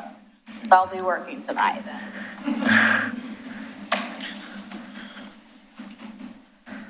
Anyway, thank you, Angelique, for checking on the door. I saw somebody trying to open the doors, and I thought they opened, but,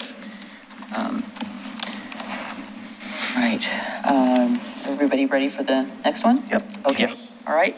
I believe the next candidate has come in. Why don't you come forward and let us know.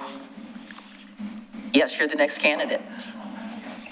Come forward like here? Yes. The questions are sitting there. Come forward. We'll start out with asking you your name and what neighborhood association you live in, and then I will turn it over to Commissioner Smith. But anyway, thank you for coming, and I'll let you do the quick introduction because there'll be more. Stand up or sit down? No, you do whatever is comfortable for you.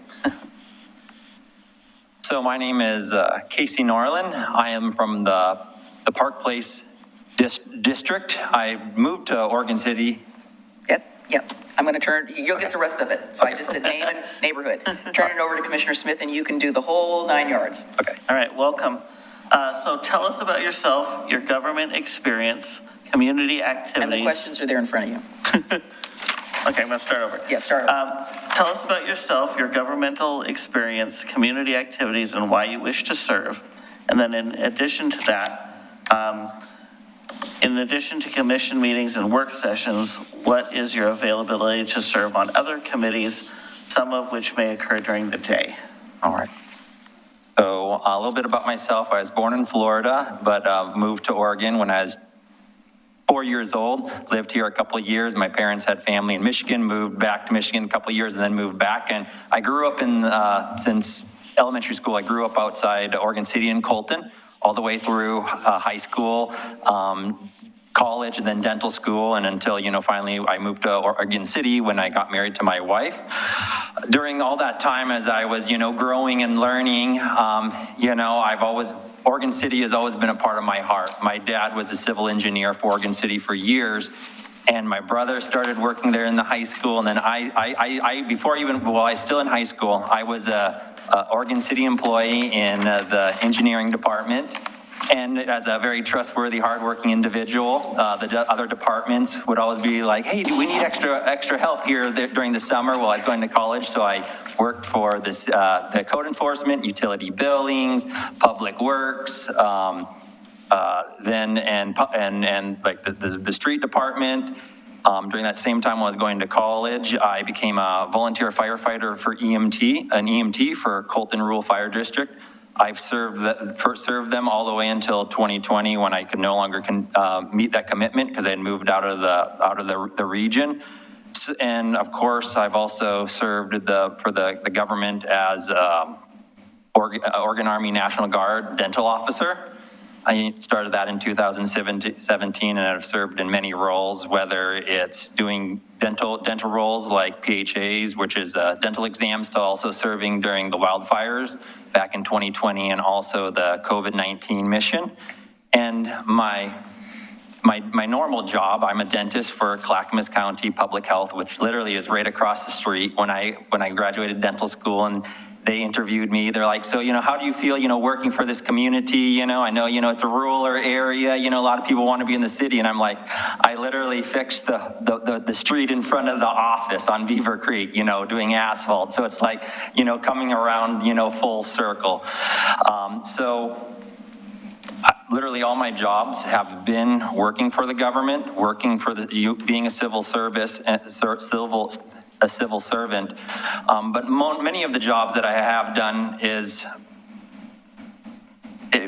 ones that, I risk my life every day doing that, whether it was a volunteer firefighter, being in the military, I've signed up to do the call to give my life for this community.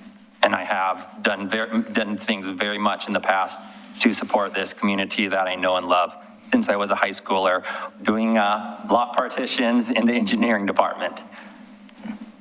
Thank you. What have you done to educate yourself on the issues facing the city of Oregon City, and how have you prepared yourself to assume the duties of a city commissioner? So I think the biggest thing is, I work in a very stressful environment as a dentist, trying to make people, comfortable, doing surgeries. And so working with the public is a normal part of my life. Being educated about the issues, making sure you hear both sides, making sure you're able to be able to listen, and then coming to a conclusion of what's going on. As before, I've worked for multiple different departments and for Oregon City, so you know how people work. You know whether you're managing a department to the workers out on the street doing the asphalt. You're being able to relate with all groups of people who are coming together, trying to make this city better. So what do you see as the three most important issues facing Oregon City over the next year and a half? And of those issues, do you have any suggestions for how the city could meet or overcome these challenges or opportunities? So I think, some of the biggest challenges that our city is facing is, difficulty for, having homes. That's really hard to find, available housing. It's very expensive for, a lot of people to be able to live in this community, whether it's in the city or on the outskirts. So being able to have our, city developed, being allowed to have families and, people being able to move in. Another thing that is, it's sad to see is, just the crime that's been going on. And I've lived here all my life, and I remember when I could go into Fred Meyer's in all the entrances and exits, and because they weren't worried about shoplifting. And when it's getting worse, it makes me and my wife and our newborn daughter nervous and concerned with what's going on here. The the third issue is, probably, once again, the taxes, the cost, what the one issue going on is with the toll is once again, making it, a very expensive area for people to live is, very difficult, and making sure that we as civil servants are using, our tax money and using it to benefit all people and being wise with it, that we're not, wasteful with what we are expected to give back. So those would be your suggestions for meeting or overcome the housing, crime, and taxes tolling situation? Correct. Just more diligent government? Yeah, diligent, maybe, making sure, our police have the resources. We have, mental health and, homeless issues. And literally, like I said, I work across the street, as a public health dentist. And, you're seeing, these, many people, in, very, low points in their life, but you're doing the best, getting them out of pain, getting them the resources, and really just, showing that someone cares, that, we're here for you, we've got resources for you, and getting people into those resources so, you're not dealing with, crime, homeless on the street, drug use, things like that just hurt the community and don't, help it. Okay, thank you. What is your knowledge of the city's efforts to improve diversity, equity, and inclusion? And if you can, please provide us with some examples of how you think we could better incorporate these values into our overall community and our operations. So for where I work, we're very diligent on making sure everyone is treated, kind, with respect. I just went to one of the diversity conferences down in Portland, and once again, that's what I do every day in all my jobs. You're making sure, patients from all walks of life are feeling comfortable before you're, doing treatment on them. You show respect and kindness. Once in the military, once again, you're dealing with a diverse group of people from all walks of life, from all education levels, from all socioeconomic and family backgrounds. And what you do is, you have a task, you have a goal, and, you work together. And I think the biggest thing that brings people together is having a shared goal, common interest, and, loving and caring for other people. And in all my, life working with other people, one of the biggest things that gets people involved is there's always something that you're going to find in common with someone else, whether it's the background you grew up, food you like, maybe different hobbies. And, once you find something like that and are able to relate with someone else, it is what builds for friendships. It's what builds belonging. It's what brings the community together. So I think ways the city can do that is, once again, having areas where people can come together, festivals, concerts, parades, all those things that make people feel bonded together of why they're proud to be in this location and serving the city of Oregon City and, their neighborhood. Thank you.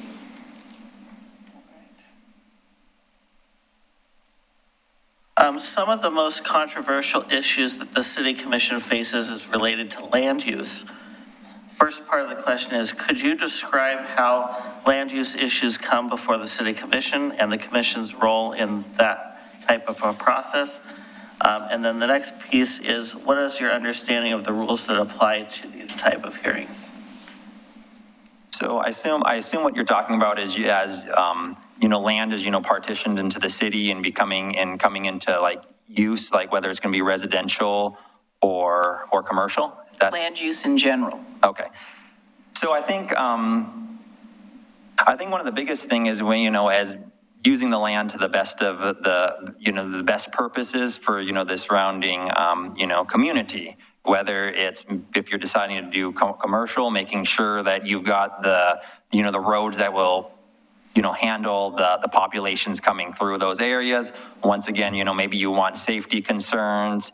I know a big thing that we will also have to be considerate about is, as we are having record-breaking wildfires, we're going to have to make sure that, are we being mindful of, how we're building, our homes, roads, being able to plan ahead so that we have, safety barriers, things like that. So you're not, as the wild-faced urban boundaries, is changing, making sure we are also stewards of the environment, making sure we're having, protecting our wetlands and waterways, but still at least, providing whatever we are using that land for, whether it's homes, houses, businesses, the roads that are connecting, making sure that it is, making sure that it's something that will better everyone around, better our city, and we're also making it, safe and, as we're working on it, making sure that it's not going to make more problems than it can. Because I know it's interesting, some of the communities that you notice are not out in the Oregon City limits. You're like, how are they building these roads? So, like you're making a subdivision, but no one can park because you're making. One of my projects that I probably worked on was last year in one of the COVID-19 missions at the hospital. My day job, I'm a dentist. And my civilian job, and then my military job, I'm also a dentist. But they were needing, officers to, leading all the soldiers, who are working at the different hospitals, and. There's different officers. There's like specialty branch and line officers. Line officers are that classical, leading a company, like infantry or cavalry, artillery, things like that. But then they're having me as a dentist serving in almost as a line officer role, leading 43 soldiers, helping out the Kaiser Sunnyside Hospital. And as officer in charge, you're dealing with, scheduling, group dynamics, being the liaison between the hospital staff and their leadership with also the National Guard. And I know for a lot of the leadership were very surprised that they're like, we've got a dentist leading our biggest, the biggest hospital with the most soldiers with the least amount, with no other officers but himself. And, I was able to handle that well, making sure, the soldiers' paperwork, was getting fixed if there were, issues during the massive, deployment, making sure, there was sick time, dealing with the soldier schedule, making sure, the hospital was finding our soldiers being acceptable. And I know there was the hospital, Sunnyside, Kaiser Sunnyside, was very ecstatic with working with our team. There was no complaints. In fact, many of the soldiers were, offered, jobs there. They're given, gifts, from the staff. And it was really, wonderful to be able to work in a different setting, and help so many people, and being able to, work out of my comfort zone and still be able to, do a good job, and being able to, stretch my limits of what I'm used to and lead, like you said, one of the 43 soldiers on this several-month mission. Good. So what strengths and knowledge would you bring to the city commission? And the flip side of that is, what are your weaknesses? I think that my strength and knowledge is, once again, I've worked at this department for years. I worked for the city of Oregon City. I worked for, worked in law enforcement as a code enforcement officer. I've, worked in the fire department, so I've worked in EMS. I worked in multiple city jobs. So being able to work as a civil servant is one of my strengths. One of my other strengths is, once again, is, my love and self-sacrifice for those people around me. As you can see, with the jobs I do and the career paths I've chosen, if you're going to go and be a volunteer firefighter for 10 years without pay, it's because you love people. That's, I get paid by other jobs, but, that's my love, caring for people, helping people when they're in their need. So that's probably one of my greatest strengths, is just my love for my community. I think that is also my weakness as well, because once again, you're putting off, your maybe family time, and once again, of course, when you're single, you do things differently. You're like, oh, fine, I'll go on these missions with the military. Oh, I'll go in that burning building. And then all of a sudden you're like, no, you have a wife and daughter now. And so, you actually have to think of, there's other people who depends on you, that you're no longer just one. So I think that selfless sacrifice for, my country, my nation, my community, my teammates is both a strength, but also a weakness, because you also have to realize, you have a wife and family at home. I can tell you, as a volunteer commissioner, you have that very same experience. Thank you. Is there anything else you'd like us to know? Well, like I said, do you have any questions? I mean, I sort of explained, a little bit about my life, my background. I know I'm a little nervous here. I sometimes like when I get talking, I start talking, but like I said, I'm very excited and happy to be here. I've served the city of Oregon City in so many roles that, when I saw this, open up, I'm like, this is another way that I can help, and also, instead of just being, on the streets, whether it's public works, code enforcement, the fire department, this is one where you're actually, working in more of the, the upper liaisons of our city and helping and working and growing. And having that background in so many of the roles makes you, it's almost like a full circle where, so many different people's lives and experience are because you've worked with all of them. So you have a very diverse viewpoint. It's not just, I went to college and, I came out and have a career. It's like, I've done all of that. Do you have any questions for us? I guess here, a good question is, do all of you guys, what you guys do, does that bring fulfillment to your, and helping and what you do as commissioners? Well, I will start with our commissioner here in the back of the bullpen. I think the experience ranges from fulfillment to frustration. Okay. I think that's as much as needed. But there's moments when you do something that's real, and it can be minor, and it's just fulfilling. Maybe be the sidewalk program to replace lifted sidewalks or simple things.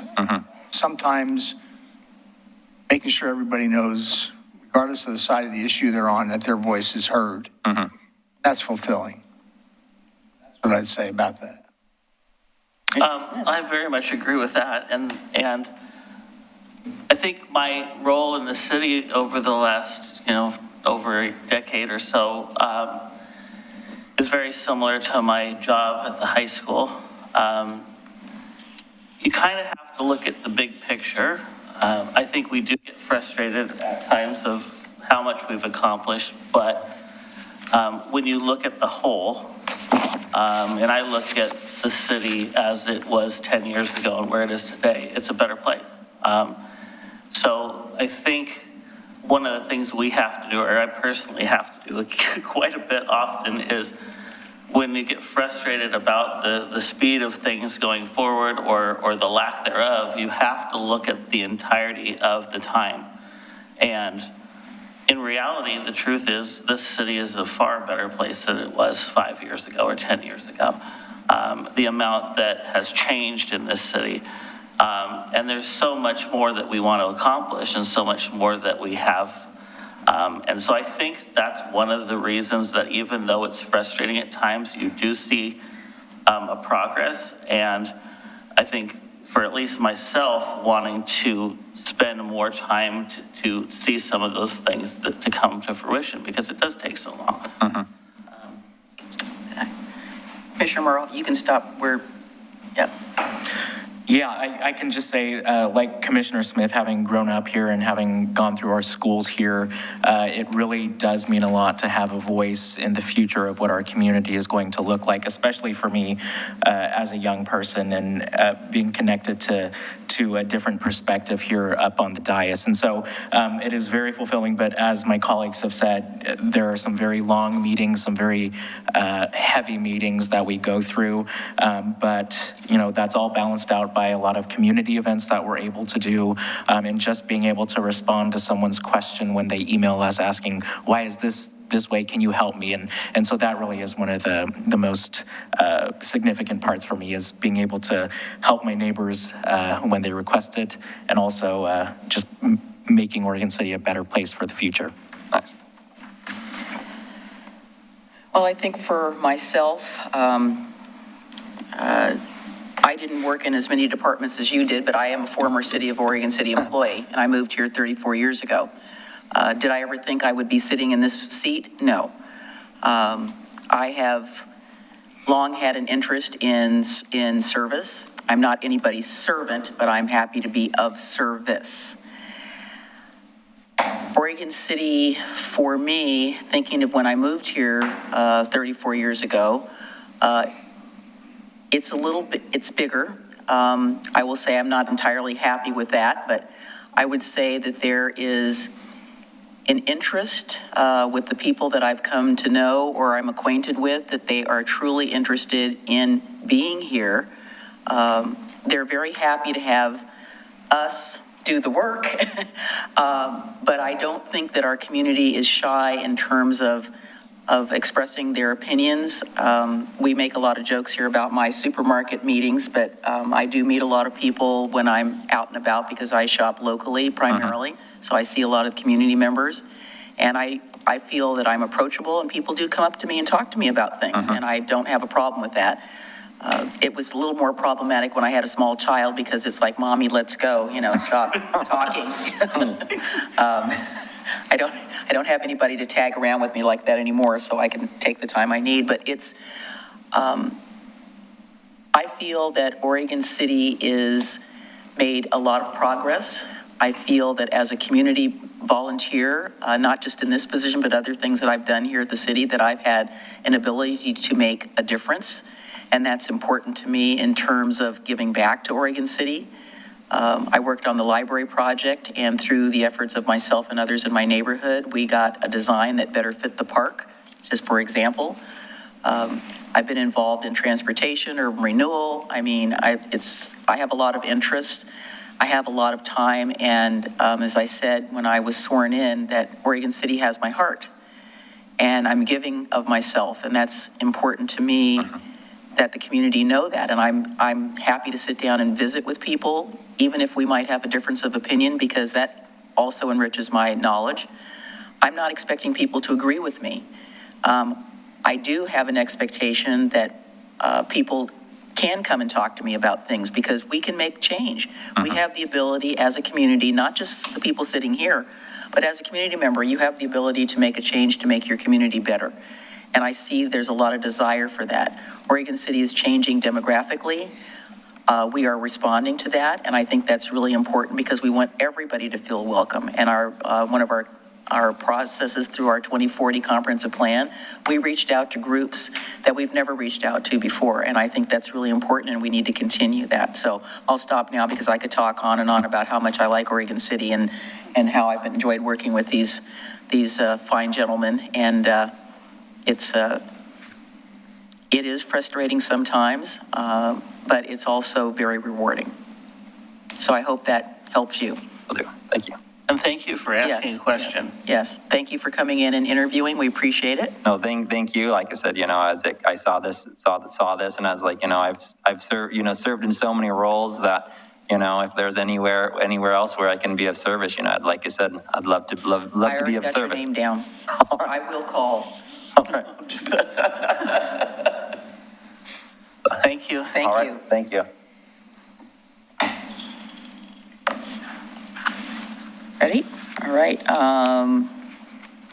Our next candidate is here. You want to come on up? The questions are at the table, and you can take a minute to look them over, and then we'll get rolling.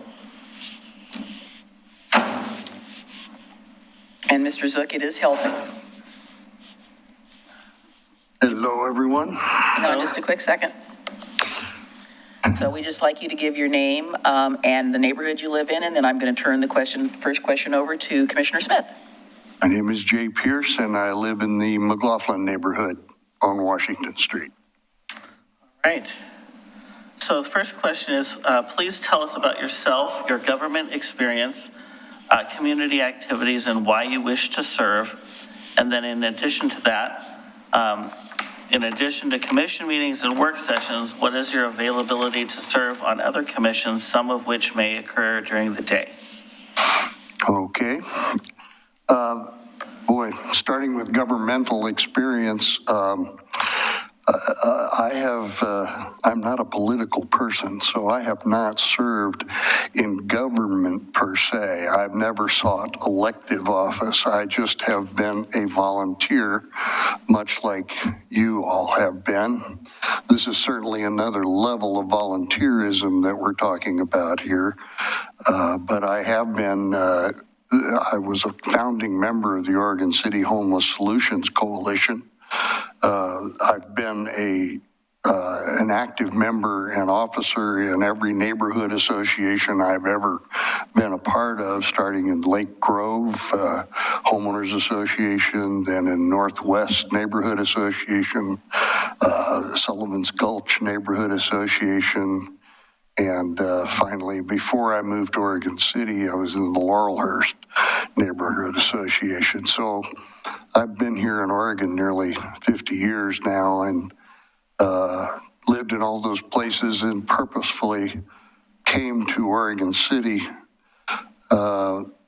because of its desirability, its livability, and its future, as opposed to some of those places that I mentioned that I had lived and worked and served in. I was becoming, I wouldn't say disillusioned, but very disappointed in the direction things were going. And to have an opportunity to actually participate in the oversight and the service that's needed to become a part of the government here in Oregon City, it's quite an honor just to be interviewed for that, so I really appreciate it. Community activities, I've been, aside from those neighborhood associations and my affiliation with the Homeless Solutions Coalition, I've been a treasurer for the Cascade Pacific Council of Boy Scouts, organized their jamboree troop. I've been a part of business operations. I have my background is fairly deep business experience. I've been a founder of 2 companies here in Oregon, one of which went public, the other one was acquired.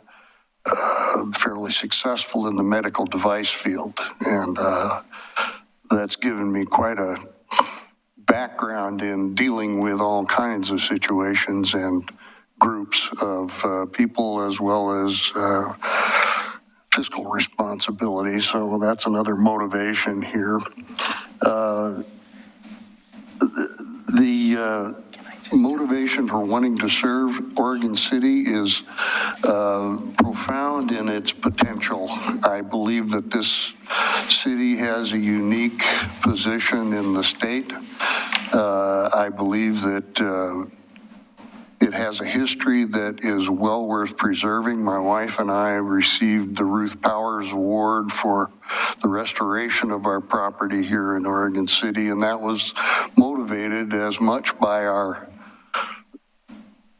view of the potential of the city as anything else, and certainly what's happening in the North End, all the renovation that's going on there, the excitement around the growth that's occurring at the and I know we're getting into land use a little bit later, but For the sake of time, I think we should move on to the next question so we have time for the rest of them. So thank you for being here. My question is, what have you done to educate yourself on the issues facing the city of Oregon City, and how have you prepared yourself to assume the duties of a city commissioner?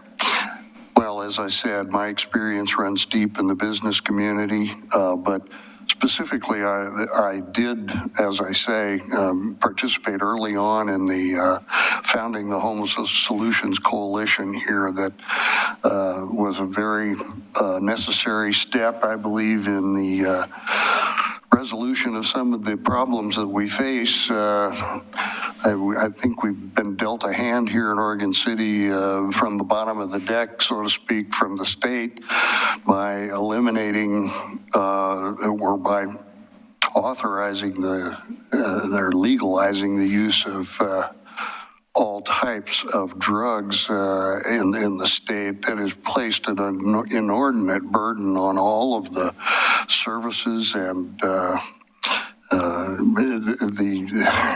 face of the community has changed incredibly as a result of that. So I've looked at the comprehensive plan. I'd like to say I was a part of helping develop that plan as part of the coalition.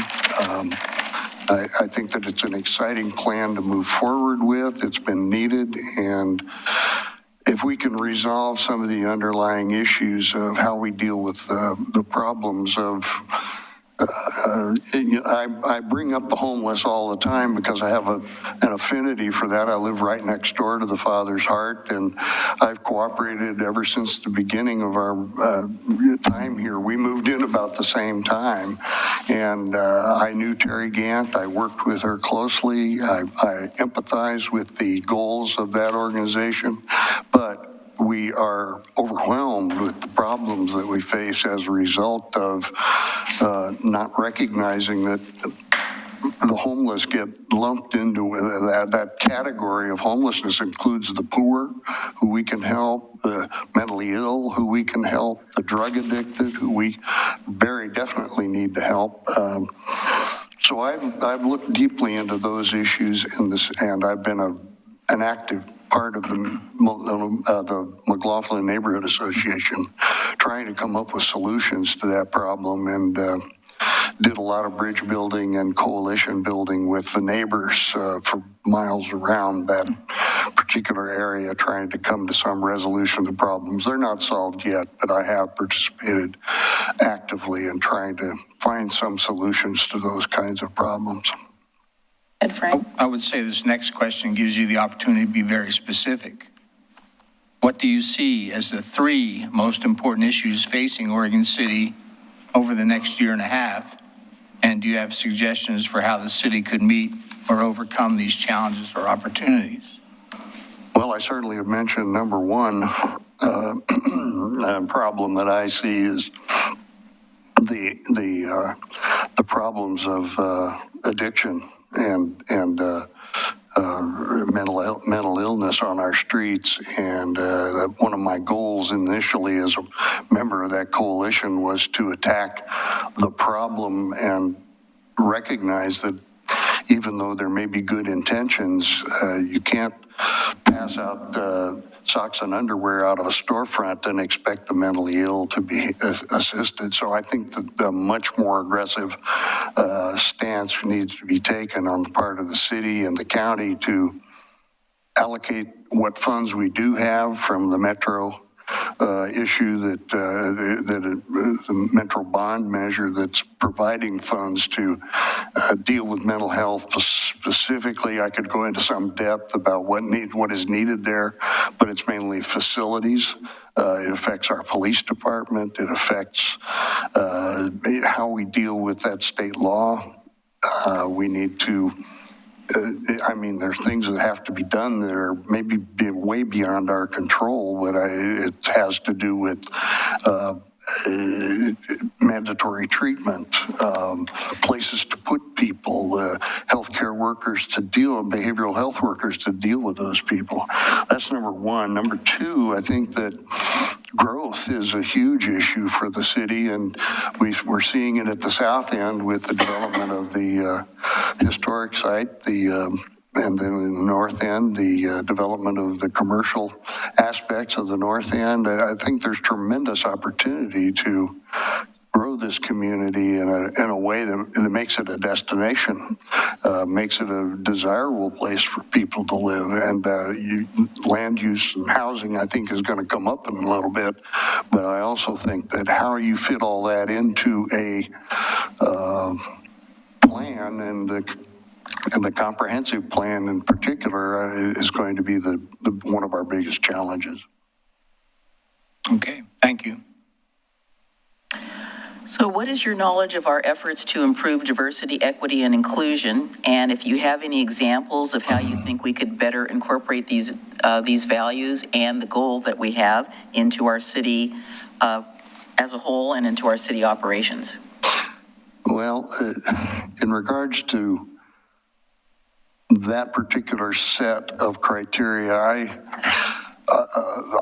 it's just the way I was raised. I just don't see the world in those terms as a matter of codifying what diversity, equity, and inclusion mean. I have always felt that I have dealt with people in a straightforward manner. I accept everyone's point of view.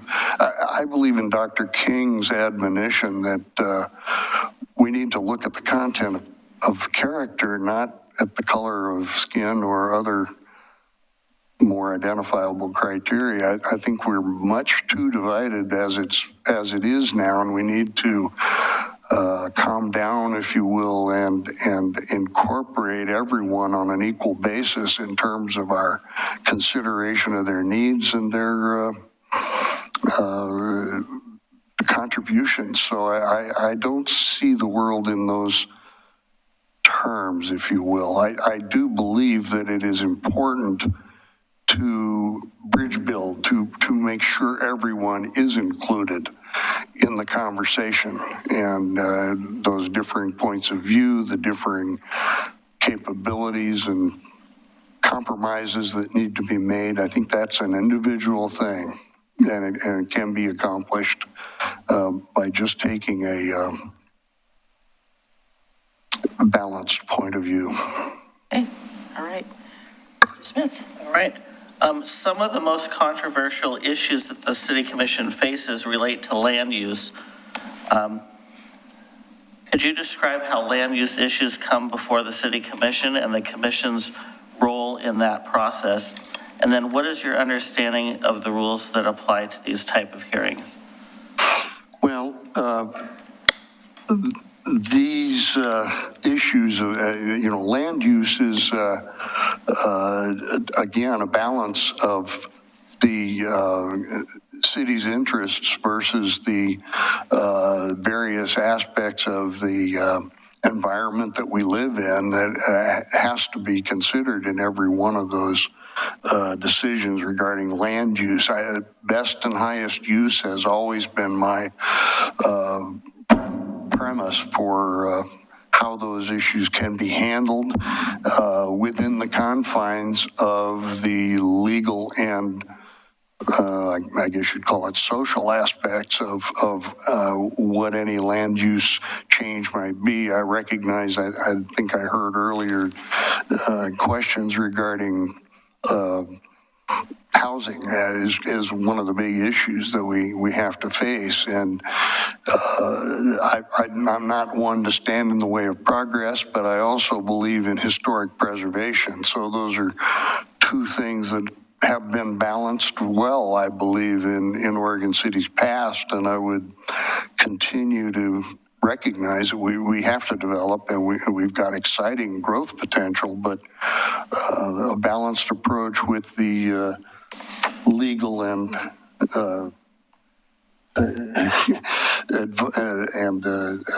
administrative advice of our management people would be how that would how I would view those questions, those problems. Thank you. Give examples of how you work or have worked collaboratively on a project or issue. How has your conduct in those collaborative issues advanced or hindered those efforts? Well, I think I mentioned earlier that I was a founding member of this Homeless Solutions Coalition and eventually shepherded them through the 501c3 process and became a member of the board and the treasurer there. And I believe I contributed very significantly to the growth of that organization. I think we were hindered somewhat in our efforts because it was a volunteer kind of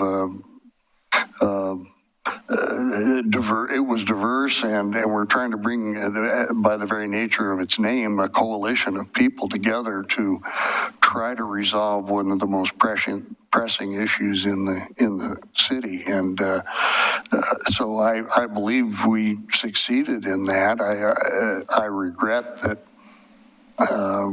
didn't accomplish some of the goals that I had set out to do, and maybe one of my contributions there was to continually be the voice of the neighborhood, be the voice. I never promoted myself as anything but a citizen with the livability and the wonderful nature of our neighborhood concepts here as my driving goal and concept. So I felt I helped collaborate quite well in that regard. I mentioned, in business, I've founded companies. That's not an easy task to structure something like that. Number one, to get the people you need, to get the financing you need, to get the product out there into the world. I'm very proud of what we did. I could go into some detail about what instruments we developed that are now all over the world and being used for good. But I've always had a bridge building nature. I always try to bring people together and try to achieve a consensus. And that's just the nature of who I am. So what strengths and knowledge would you bring to the city commission, and what are your weaknesses? Well, I do bring a background of being involved in community activities ever since even before I was here, I ran a state representative campaign in New York State when I was there, when I was much younger, when I had the motivation to do that. But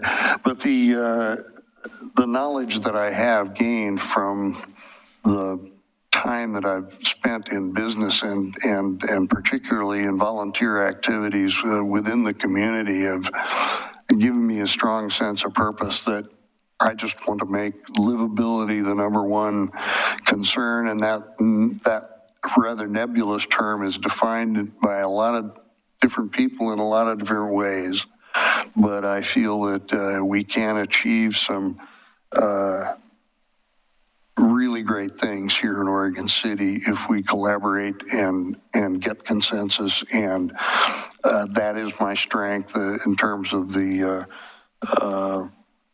work that I've done in my life. I've got 5 children, and all of them have advanced degrees, so I consider that a strength that I've managed to get all of them through that process, and we have a happy family as a result. But the weaknesses, I think I started with that. I'm not politically motivated. I'm an independent.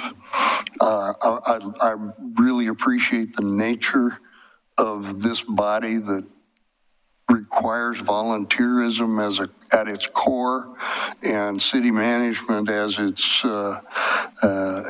legal arm, so to speak. I think this structure serves us well going forward, but I must admit I'm not a politician. I'm a consensus builder, and I don't want to say that I stand in the middle of most issues, but I do feel that I have a balanced approach after living the life that I have and accomplishing some of the things I've accomplished. I do feel that we have a responsibility to give back to the community, and service is what I'm most motivated by here.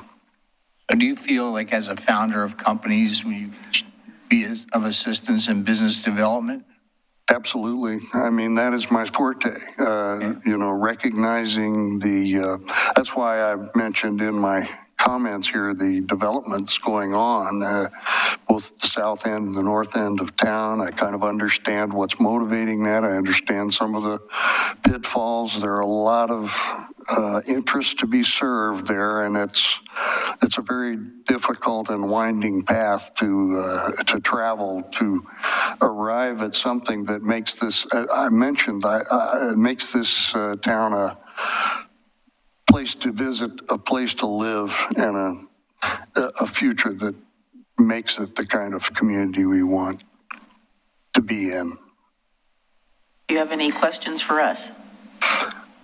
Well, I've in various capacities observed most of you in committee. I've testified before you in other situations. When the hospital was expanding its services, that's kind of the first time I came before the commission. And aside from Commission President Marl, I've worked with most of you or seen your work, I should say. And so I don't really have any question. I don't question the motivations of this group. I'm really just honored to be able to put my name in front of you to serve. I think that it would be a fitting thing for me to do for all the community that it has given me.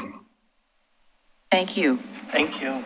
Yep, so you'll notice that none of us have aged at all by being on this commission.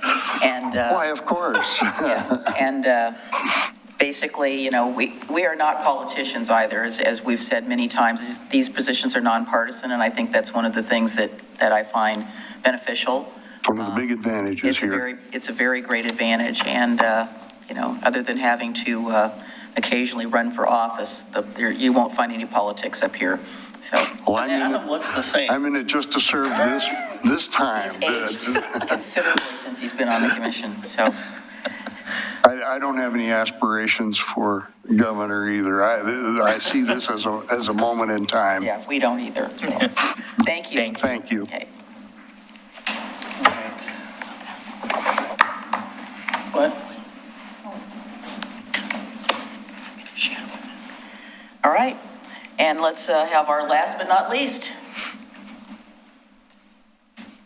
So we have 7 questions. They are sitting there, and you've probably heard some of them. And we'll just ask you to start by just telling us your name and grab some water if you need it, and the neighborhood that you live in. And then Commissioner Smith will start us off. And you can adjust the mic down to where you are so we don't get too close, because there's definite feedback from it, that's for sure. There we go. So my name is Petronella Donovan, and I am from the South End area. All right.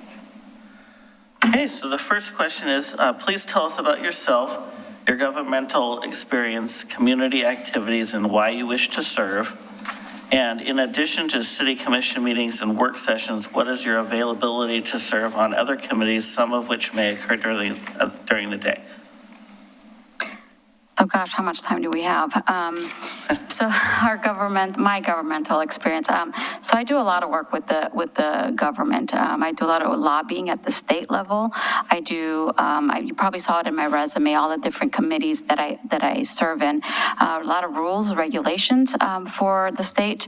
I help interpret those and actually help, in the field that I'm in, get it to work. So take it from paper to practice. So I do that. I also do what the community activities is probably all in my resume as well. I'm a part of the Oregon City Chamber. I'm also on the Government Affairs Committee for the Chamber. I also do, work with Clackamas Volunteers in Medicine. I was a chair for Clackamas Volunteers in Medicine. I love what I do. I love Oregon City, but that's the short of it. My availability, I'm also a business owner. I have several businesses, and I'm also a woman in those businesses. And yes, you can do it as a woman here in Oregon City. And my availability, that's what's nice to be a self-employed. I do my own schedule. So I think I've answered that question in broad. Thank you.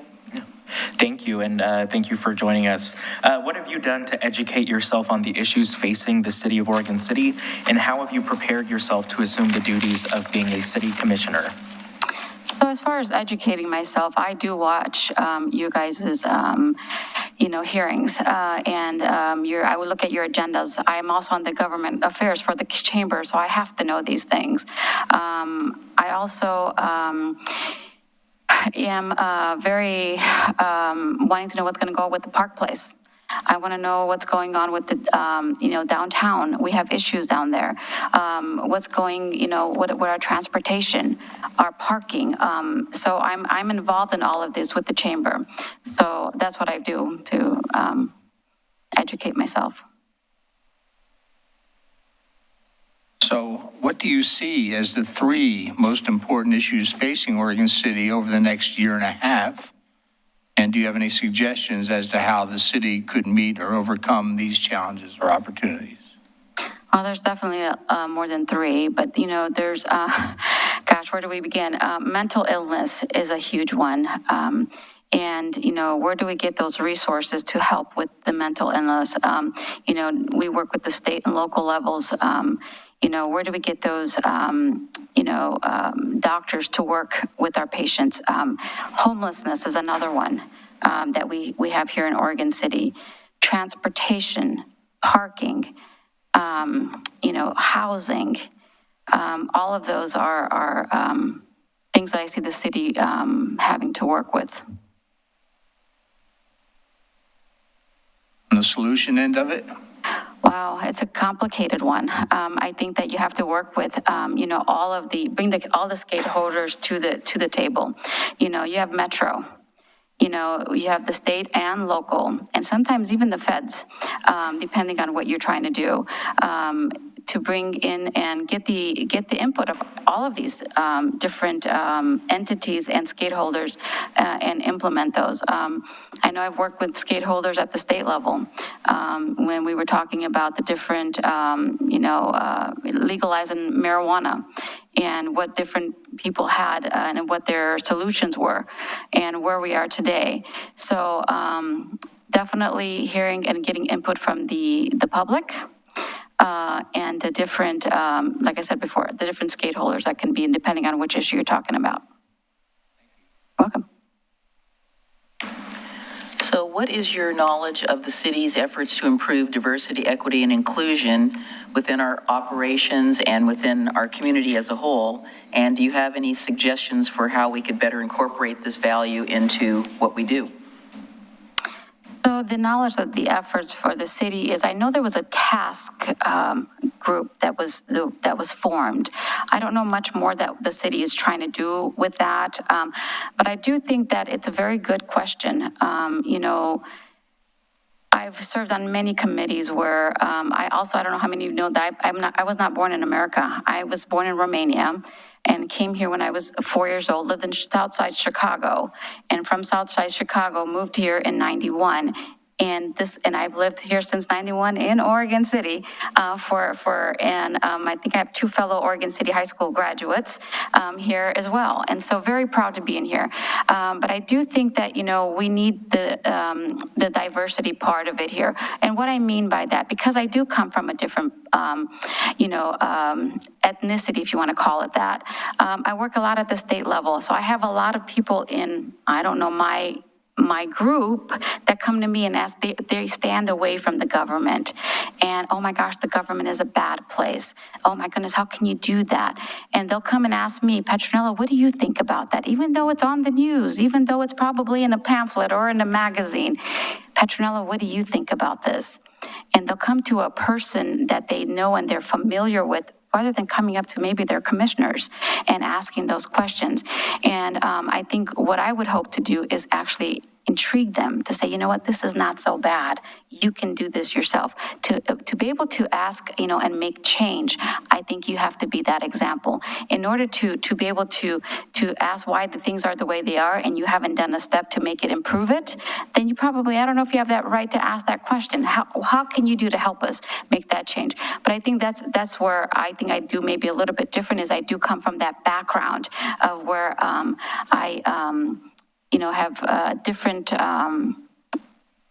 maybe different views on how, definitely people from where I come from see the government, see, right or wrong, that's the way it is. And also another thing that I wanted to bring up is, speaking of equity and inclusion, when I was working with Clackamas Volunteers in Medicine, we reached out to Hispanic community. We reached out to the Asian communities. We reached out to different communities and brought them to the table and had them go within their own communities and say, this is the services that we provide. And it's wonderful how that worked, is because they each listened to their own liaison to be able to come to our clinic. Thank you. You're welcome.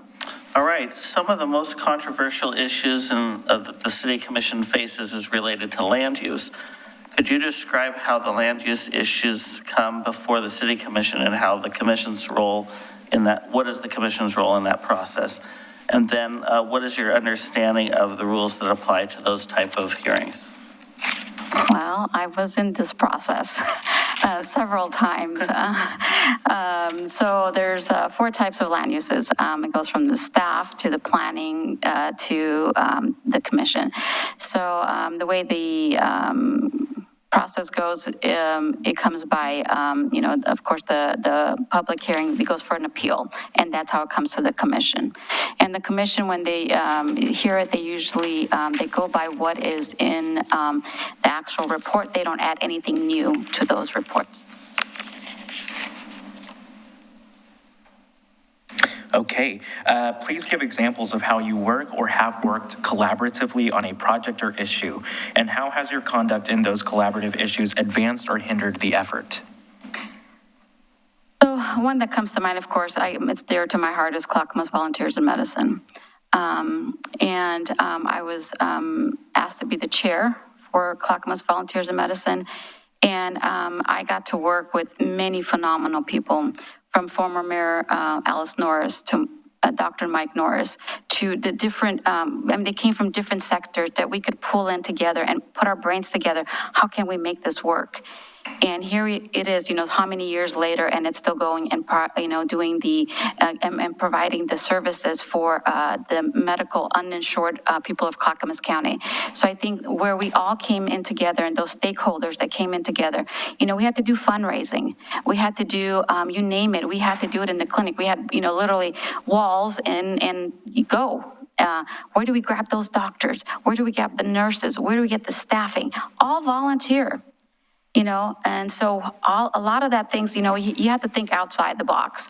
And I know, here at the commission, sometimes you guys have to make those decisions, hard decisions. And that's what we had to do there. But that's ones that comes to mind. So specifically, what strengths and knowledge would you bring to the city commission? And then, of course, what are your weaknesses?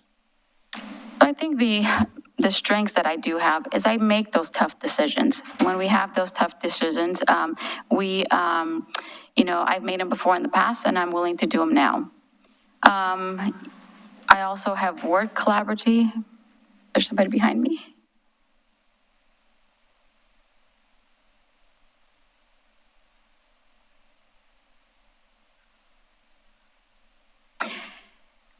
So the strengths that I bring, like I said, I make those hard decisions. I, have worked in a team, a leader, and brought everything together to, do whatever is needed at hand. And my weakness, oh my goodness, my weakness.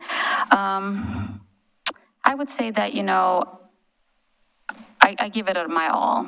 I do have a family as well, but, my kids are both in college. I have my husband that, he's amazing, gives me the opportunities I do have to do anything that I do, and is very supportive. So my weakness is probably saying too many yeses to yeah, let's have another meeting. Let's do this or do that. But yeah, that would probably be one of my weaknesses. Understood. Thanks. You're welcome. Okay, so is there anything else you'd like us to know? And if not, do you have any questions for us? So you guys have been phenomenal. I've watched your the last week, my goodness, from the staff to you guys to making those decisions for the Park Place. Oh my goodness, kudos to you guys. As far as me, you guys have my resume there. I don't have any further questions. I appreciate the ability to come here and able to talk to all of you. Thank you so much. We appreciate your taking the time to fill out the application and come and chat with us and visit with us. It's much appreciated. And thank you for all your work in the community. Thank you very much. Thank you. Thank you. Thank you.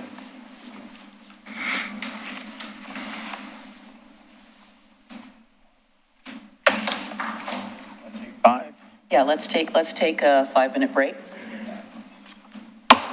So we'll return at 8:50, 8:51, 8:52, somewhere in there.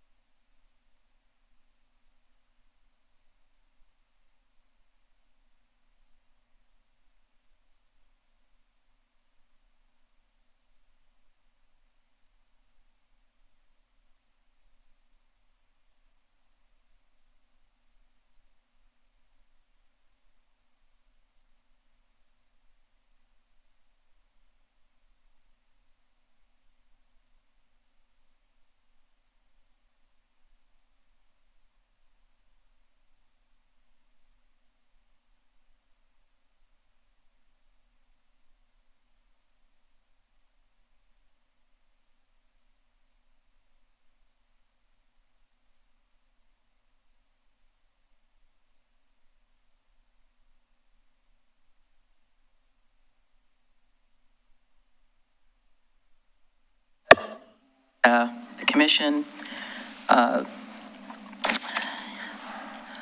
thoughts. I'll start on this end. So not about the candidates yet, but just in general. Okay. Well, I was the one who had requested a question from Mr. Wiley specifically related to land use. I just said we need to have some sort of question related to land use and procedures, because that is, as this last month has demonstrated, a big part of what we do, one of the most important things that we do. And so thank you, Mr. Wiley, for getting that question added and writing it, because I wanted to see not only about people's backgrounds, but their true knowledge about what the city commission does, because I think there is a misconception about what it is that we do. So I think having that gave me at least a very clear perception about the candidates and their ability to do the job. Mr. O'Donnell, general comments before we get it. I'm going to ask everybody for some general comments. My general comments would be for all the applicants. I think they're all of good heart, and I think they all wish to serve. They've demonstrated some leadership skills in varying capacities. Some have some general knowledge, although not specific knowledge. They had a variety of strengths. Of course, I'm sure all of them had the ability to learn, and all were interested in the betterment of Oregon City. I think back about 6 years ago when I first ran, and I was in a debate, and they said, "What have you done to prepare for this?" Do you remember that? For this job? And I remember that I had read every concept plan, and they were lengthy, and I had gone and I had interviewed with every department manager and the chief of police and finance, and I mean, I was prepared, and even then, when I was successful, it's very difficult at first to get your feet on the ground. And that's with all that preparation. So I look at the applicants and, I give them kudos for being of good heart, but then we'll deal with the specific qualifications and who, if we are able to come to a selection tonight. Thanks. Mr. Smith. I will build upon that same comment. I really appreciate seeing the number of people that applied.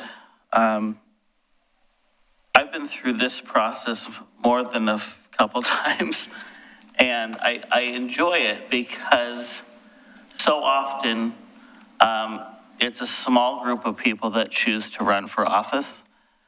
Those that do go through that process, it's a whole different process. And not to, lower the bar in terms of this process. This process is a different process. But it shows that there are people out there in the community that want to serve. It does show that there are a lot of people that have the ability to serve in many capacities. And I think one of the things that I would love to be able to grasp at some point is, how to make sure that we get those people to stay involved.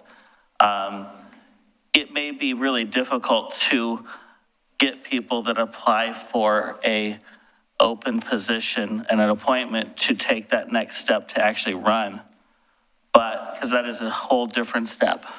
But I think anyone that shows the interest to apply for a position like this is someone that we should take seriously and is someone that we should reach out to be involved in their neighborhoods or to be involved in any other committee, because there's so often a lack of people that step up to these positions.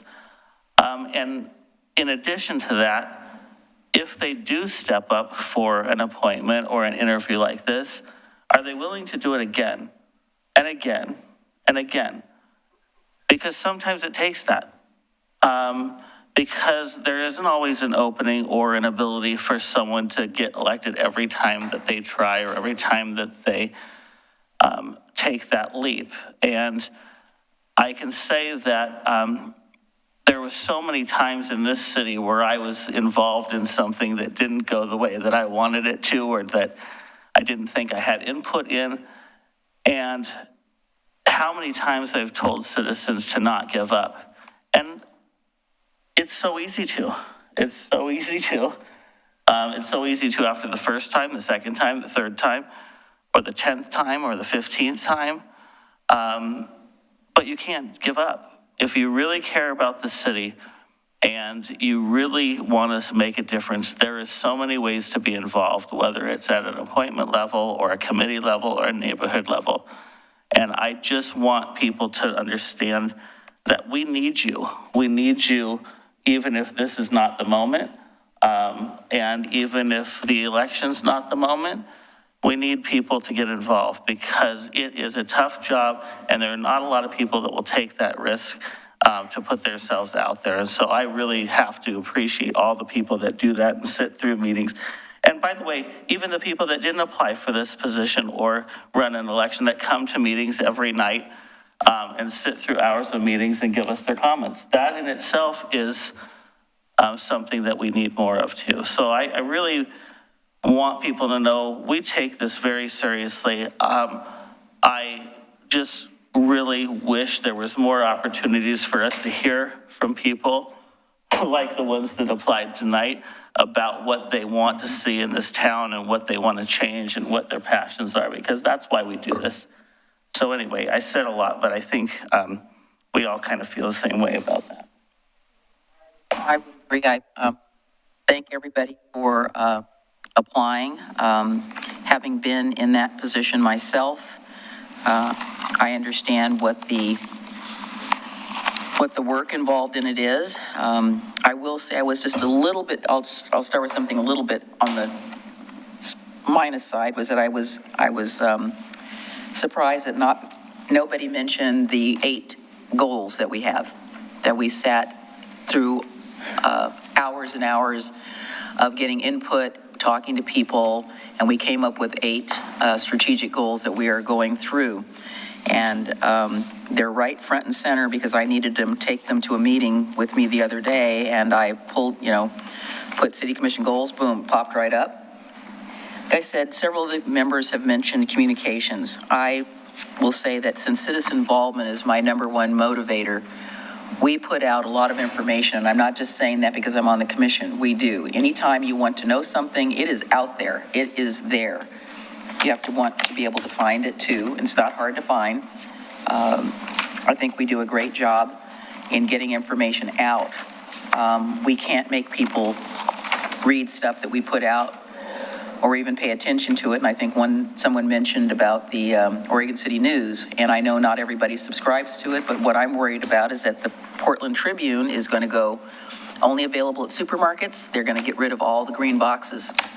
And that is coming in the next few weeks. They may eventually do that to all the local papers, which I hope they do not. But I do know that whenever I go to the post office, that box gets emptied a lot, and they're constantly putting paper in there. But I do appreciate the time and energy, and I do want to say that very shortly, our city recorder will be putting out notices to let people know that there are many, many vacancies on the boards and commissions.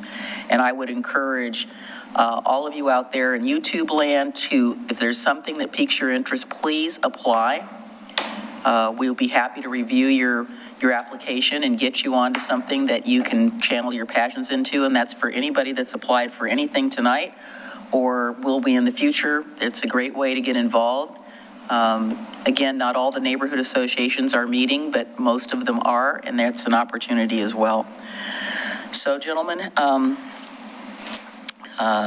you and I have been basically on this commission, of the only 2 that have been through this process before. They've been the adjudicators, but we've been applicants. So we have a great deal of understanding about how that process works. Well, and it's nice to be here in person. I will say that. Yeah. I did mine in person. We didn't have to do it on Zoom. So where would we like to start? I'm giving us a lot of leeway. I don't want to totally direct this to the way I think it should go. I think we have the ability. We've shown consistently our teamwork, our collaboration, and how we want to work. I think one of the things that we talked about when we originally set the date for this is that I guess point of it is my hope is that we don't have any more vacancies coming up. I mean, that's just. For a little while. For a little while. That's for me. We are again not at a major crossroads like we were when I was appointed. We had just come off the recall. We had a lot of issues on our plate. We still have a lot of issues on our plate. And I think one of the things that we talked about is that we want to try to appoint the person that is the most knowledgeable. Somebody who, again, and I know this sounds a little on the selfish side, but we all have to be able to get along. We have to be able to feel like we're in a collaborative environment. And I think we want somebody that has some knowledge so that we can continue to move forward. As I've told several people who asked me about applying, I said, I know that you have to start from somewhere, but this is not the place for on-the-job training right now, considering where we are in this time and place. So I think what we're doing is we're looking for the right person, right time, right place. Oh, I certainly agree with that. I mean, at different points in time, we've needed different things. I can honestly say that when you two successfully interviewed for appointment, either one of you or all the candidates could have been behind a bamboo curtain with a voice modifier. We didn't have to know who you were. You got selected based on your ability to provide what we needed at that point in time. And it does not escape me that we're looking at a 2-year appointment. And hitting the ground running is going to be important. Although I admire all the candidates, I mean, the thing I'm looking for is, a wealth of experience and specific knowledge. There's a lot of general comments about things, but they weren't specific as to how things work and how to get things done. I'm looking for a sustained involvement by the candidate in a variety of issues and not just one issue, not just one of the 8 questions. Certainly a demonstrated commitment. It's difficult for candidates to come here when their only exposure is a resume and a 15-minute interview. And, there's other candidates to us that are well-known, for better or worse. They're well-known. We've seen them in action. We've seen their thought processes. We've seen their presentations. We've seen them manage meetings or be involved in meetings, some of which were difficult. It's of value to us. I know each one of us well, that the public be heard. Something that former Judge McNeese said, you may not like the decision, but you'll always want to be heard. And we live by that. We do. I would say that to all of us, that is very important. And I should have T-shirts made, but citizen involvement means you have the opportunity to be involved in the process, but it doesn't mean that your decision's going to go your way. That's not what it's about. It's about process. Unfortunately, it's process, and people sometimes don't like the process. But as we all know, we are not solely bound by the laws for the city of Oregon City. We have state, federal requirements that we are obligated by the Constitution, by the state Constitution, that we are bound, that we must follow those. We might not like it, but that's where we are as a municipal government. County has the same sorts of things. I will not be shy in telling you, gentlemen, that when I was appointed, I know one of the things that former Mayor Lyle Smith said, that she was looking for diversity across the board. Not that it's tough for me being up here with the 3 of you guys, but Let's not forget that there's an old white guy up here representing some things. yes, So here well, I we all sit. represent something, but I will say that one of the things that I've heard in the community that they're the most proud of is that right now we have the most diverse commission that we've ever had in the history of this city. And that's something I'm very proud of, and it's something that we all are proud of. And I will tell you that it was noted at the League of Oregon Cities meeting. It was spoken to me several times by other city members, other councilors who noted that. And even Lake Oswego, who has some diversity, but they've lost some of their women. So anyway, like you said, I think we had a good group of people. I think when it gets down to looking at knowledge, commitment, what you talked about, sustained involvement, what is it we need right now? I have to look at, I've kind of narrowed it down to 3 for me, and people that I think can make a real contribution. And would you like me to say? I have no problem saying. Well, no, how did we do it last? Did we just In the past, well, Yeah, we can do it however we want. I right. mean, if we want Right. to just lay it out there, we can. In the past, we've written our top 2 and then sent past those to the city recorder and saw if, and in actually several of the cases, it was unanimous from the first time. Yeah, on mine, you made Frank made the motion, and that was the Right, end so, of it. I mean, I don't know if we want to put our top 2 in order or whatever, or something like that, and then look at where we're at, and then see if that's.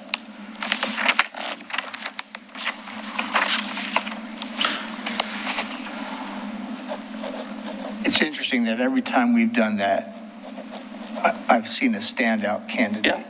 A standout. And then, I mean, I remember at one point a former mayor said, well, it was almost like ranked choice voting, so what about the second? Why don't we put down our first choice and see if we have agreement on that? And then we can go back, if that fails, Okay. go back and do a first and second. And here comes Mr. Wiley.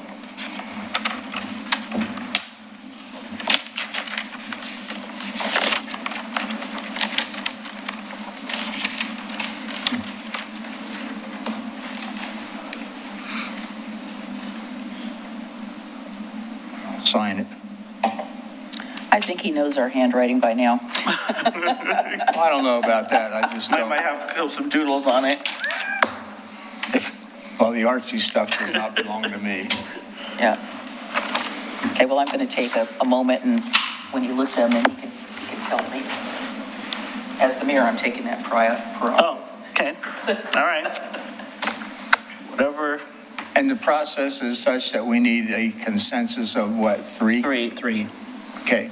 I think my goal is that we have 4. Well, you may not always get 4, but the process calls for 3, so be it. And we did our top one. First choice only, that's all we did. Yes, yes. So what I will say for the record is that there was a consensus for Mike Mitchell of 3.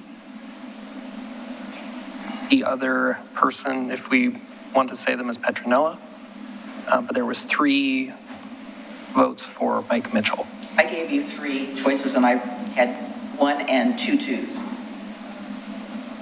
What? That's a Oh, I 1. see the numbers next to them, I'm That's sorry. a 1. So it was consensus 4 for Mike Mitchell. I'm sorry, I misunderstood the So ranking. it's unanimous for Mr. Mitchell. Unanimous for Mike Mitchell. Yeah. Okay. So let's have a motion, please. Go ahead, Rocky, if you want to do it. I can't do it. I can second it, but I can't make it. Okay. I can see Bill sitting over there going, oh, you can't make a motion. I'll make a motion to appoint Mike Mitchell to the vacant city commission seat, Position number 2, and I'll second it. position number 2. It's been moved and seconded. I'd call for the roll. Commissioner Adam Marl, Aye. Commissioner Frank O'Donnell. Aye. Commissioner Rocky Smith, Aye. and Mayor Denise McGriff. Aye. Motion passes.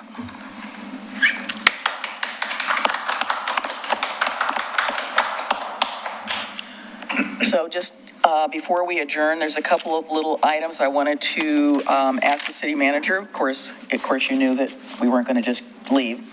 I didn't, but that's I know. I actually thought we were. I knew you were going to say, I thought I just better beat you to the punch, Mr. O'Donnell. So where are we on filling the communications position?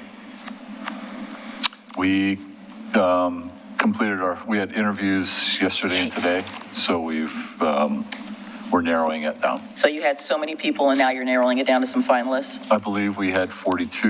Ooh, what? We narrowed it. 42? Applications. We Holy moly. narrowed it to 9.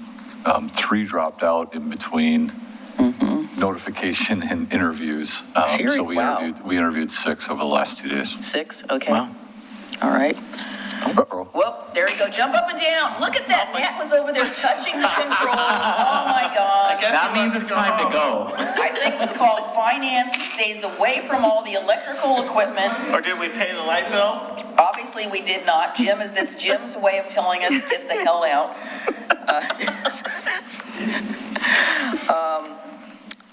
Yeah, I think that was, the other question was asked of me on aisle 13. Do we put out any of our information on our website in Spanish? I know we have one, what we did for the 2040. We did for 2040. We had some different languages. Correct, no. That is one thing we've kicked off about a month ago, our website redesign, and that is one of the things that we're discussing is what's that opportunity for additional languages in some fashion on that website. Yeah, I know that what has done in some other jurisdictions is that they'll get the translation and saying, here's where you need to go for more information.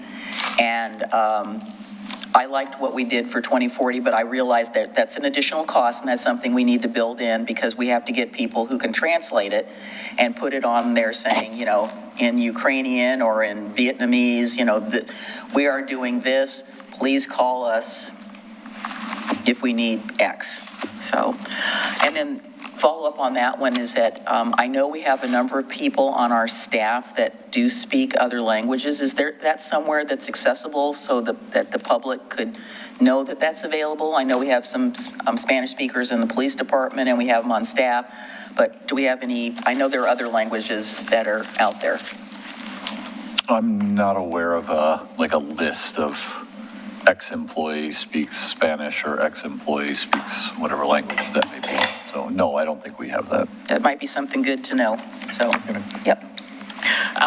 Where are we with the Youth Advisory Commission applications? I had looked over something that was sent over by Lisa, and we had talked about some incorporations there, and so just an update on where we are there. I haven't looked at it yet, unfortunately. Okay. I've been moving, not me personally, but moving people. So I think I spoke with Lisa yesterday to finalize that document, so to go through it, make sure we've got everything incorporated and just cleaned up the way. Did that get sent to me as well? No, I worked with Commissioner Morrow. Okay, well, I would appreciate if you would send it to me so I can take a look at it. I actually have our first recruit. I went to the Service Learning Academy, had lunch with them, and I already had somebody say, I want to be involved, so. And I hit up the school principal today at the breakfast, and I said, I'm waiting for you to let me know when we can come and talk to the student council during third period. I don't know when third period is, but I'm sure it's some time. And then, we had, third period was different when I was in high school, so I don't know when your third period is. So anyway, I don't even know what time school starts, I apologize. I know what time it started at my son's school, but that was not this school. So I'm trying to get set up to set Commissioner Morrow and I for success to meet with other groups. So I'm working on that. I have one curious question. When we advertised for the communications position, did we modify the job description whatsoever or just use the old one? We made some modifications based on what the work actually was since we originally created about 4.5 years ago. The reason I ask is we had a vision of what that position would do, and we were unable to achieve that, at least as represented. So I hope is that we can, this communication piece is so key.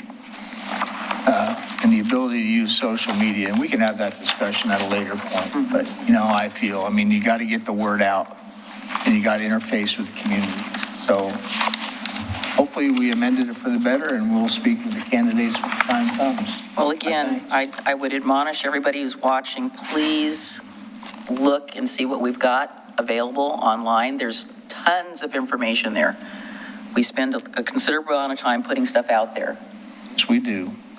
So, all right. Being no further business, I will adjourn the meeting until November the 2nd, unless there's a special meeting coming up that we don't know about. Please.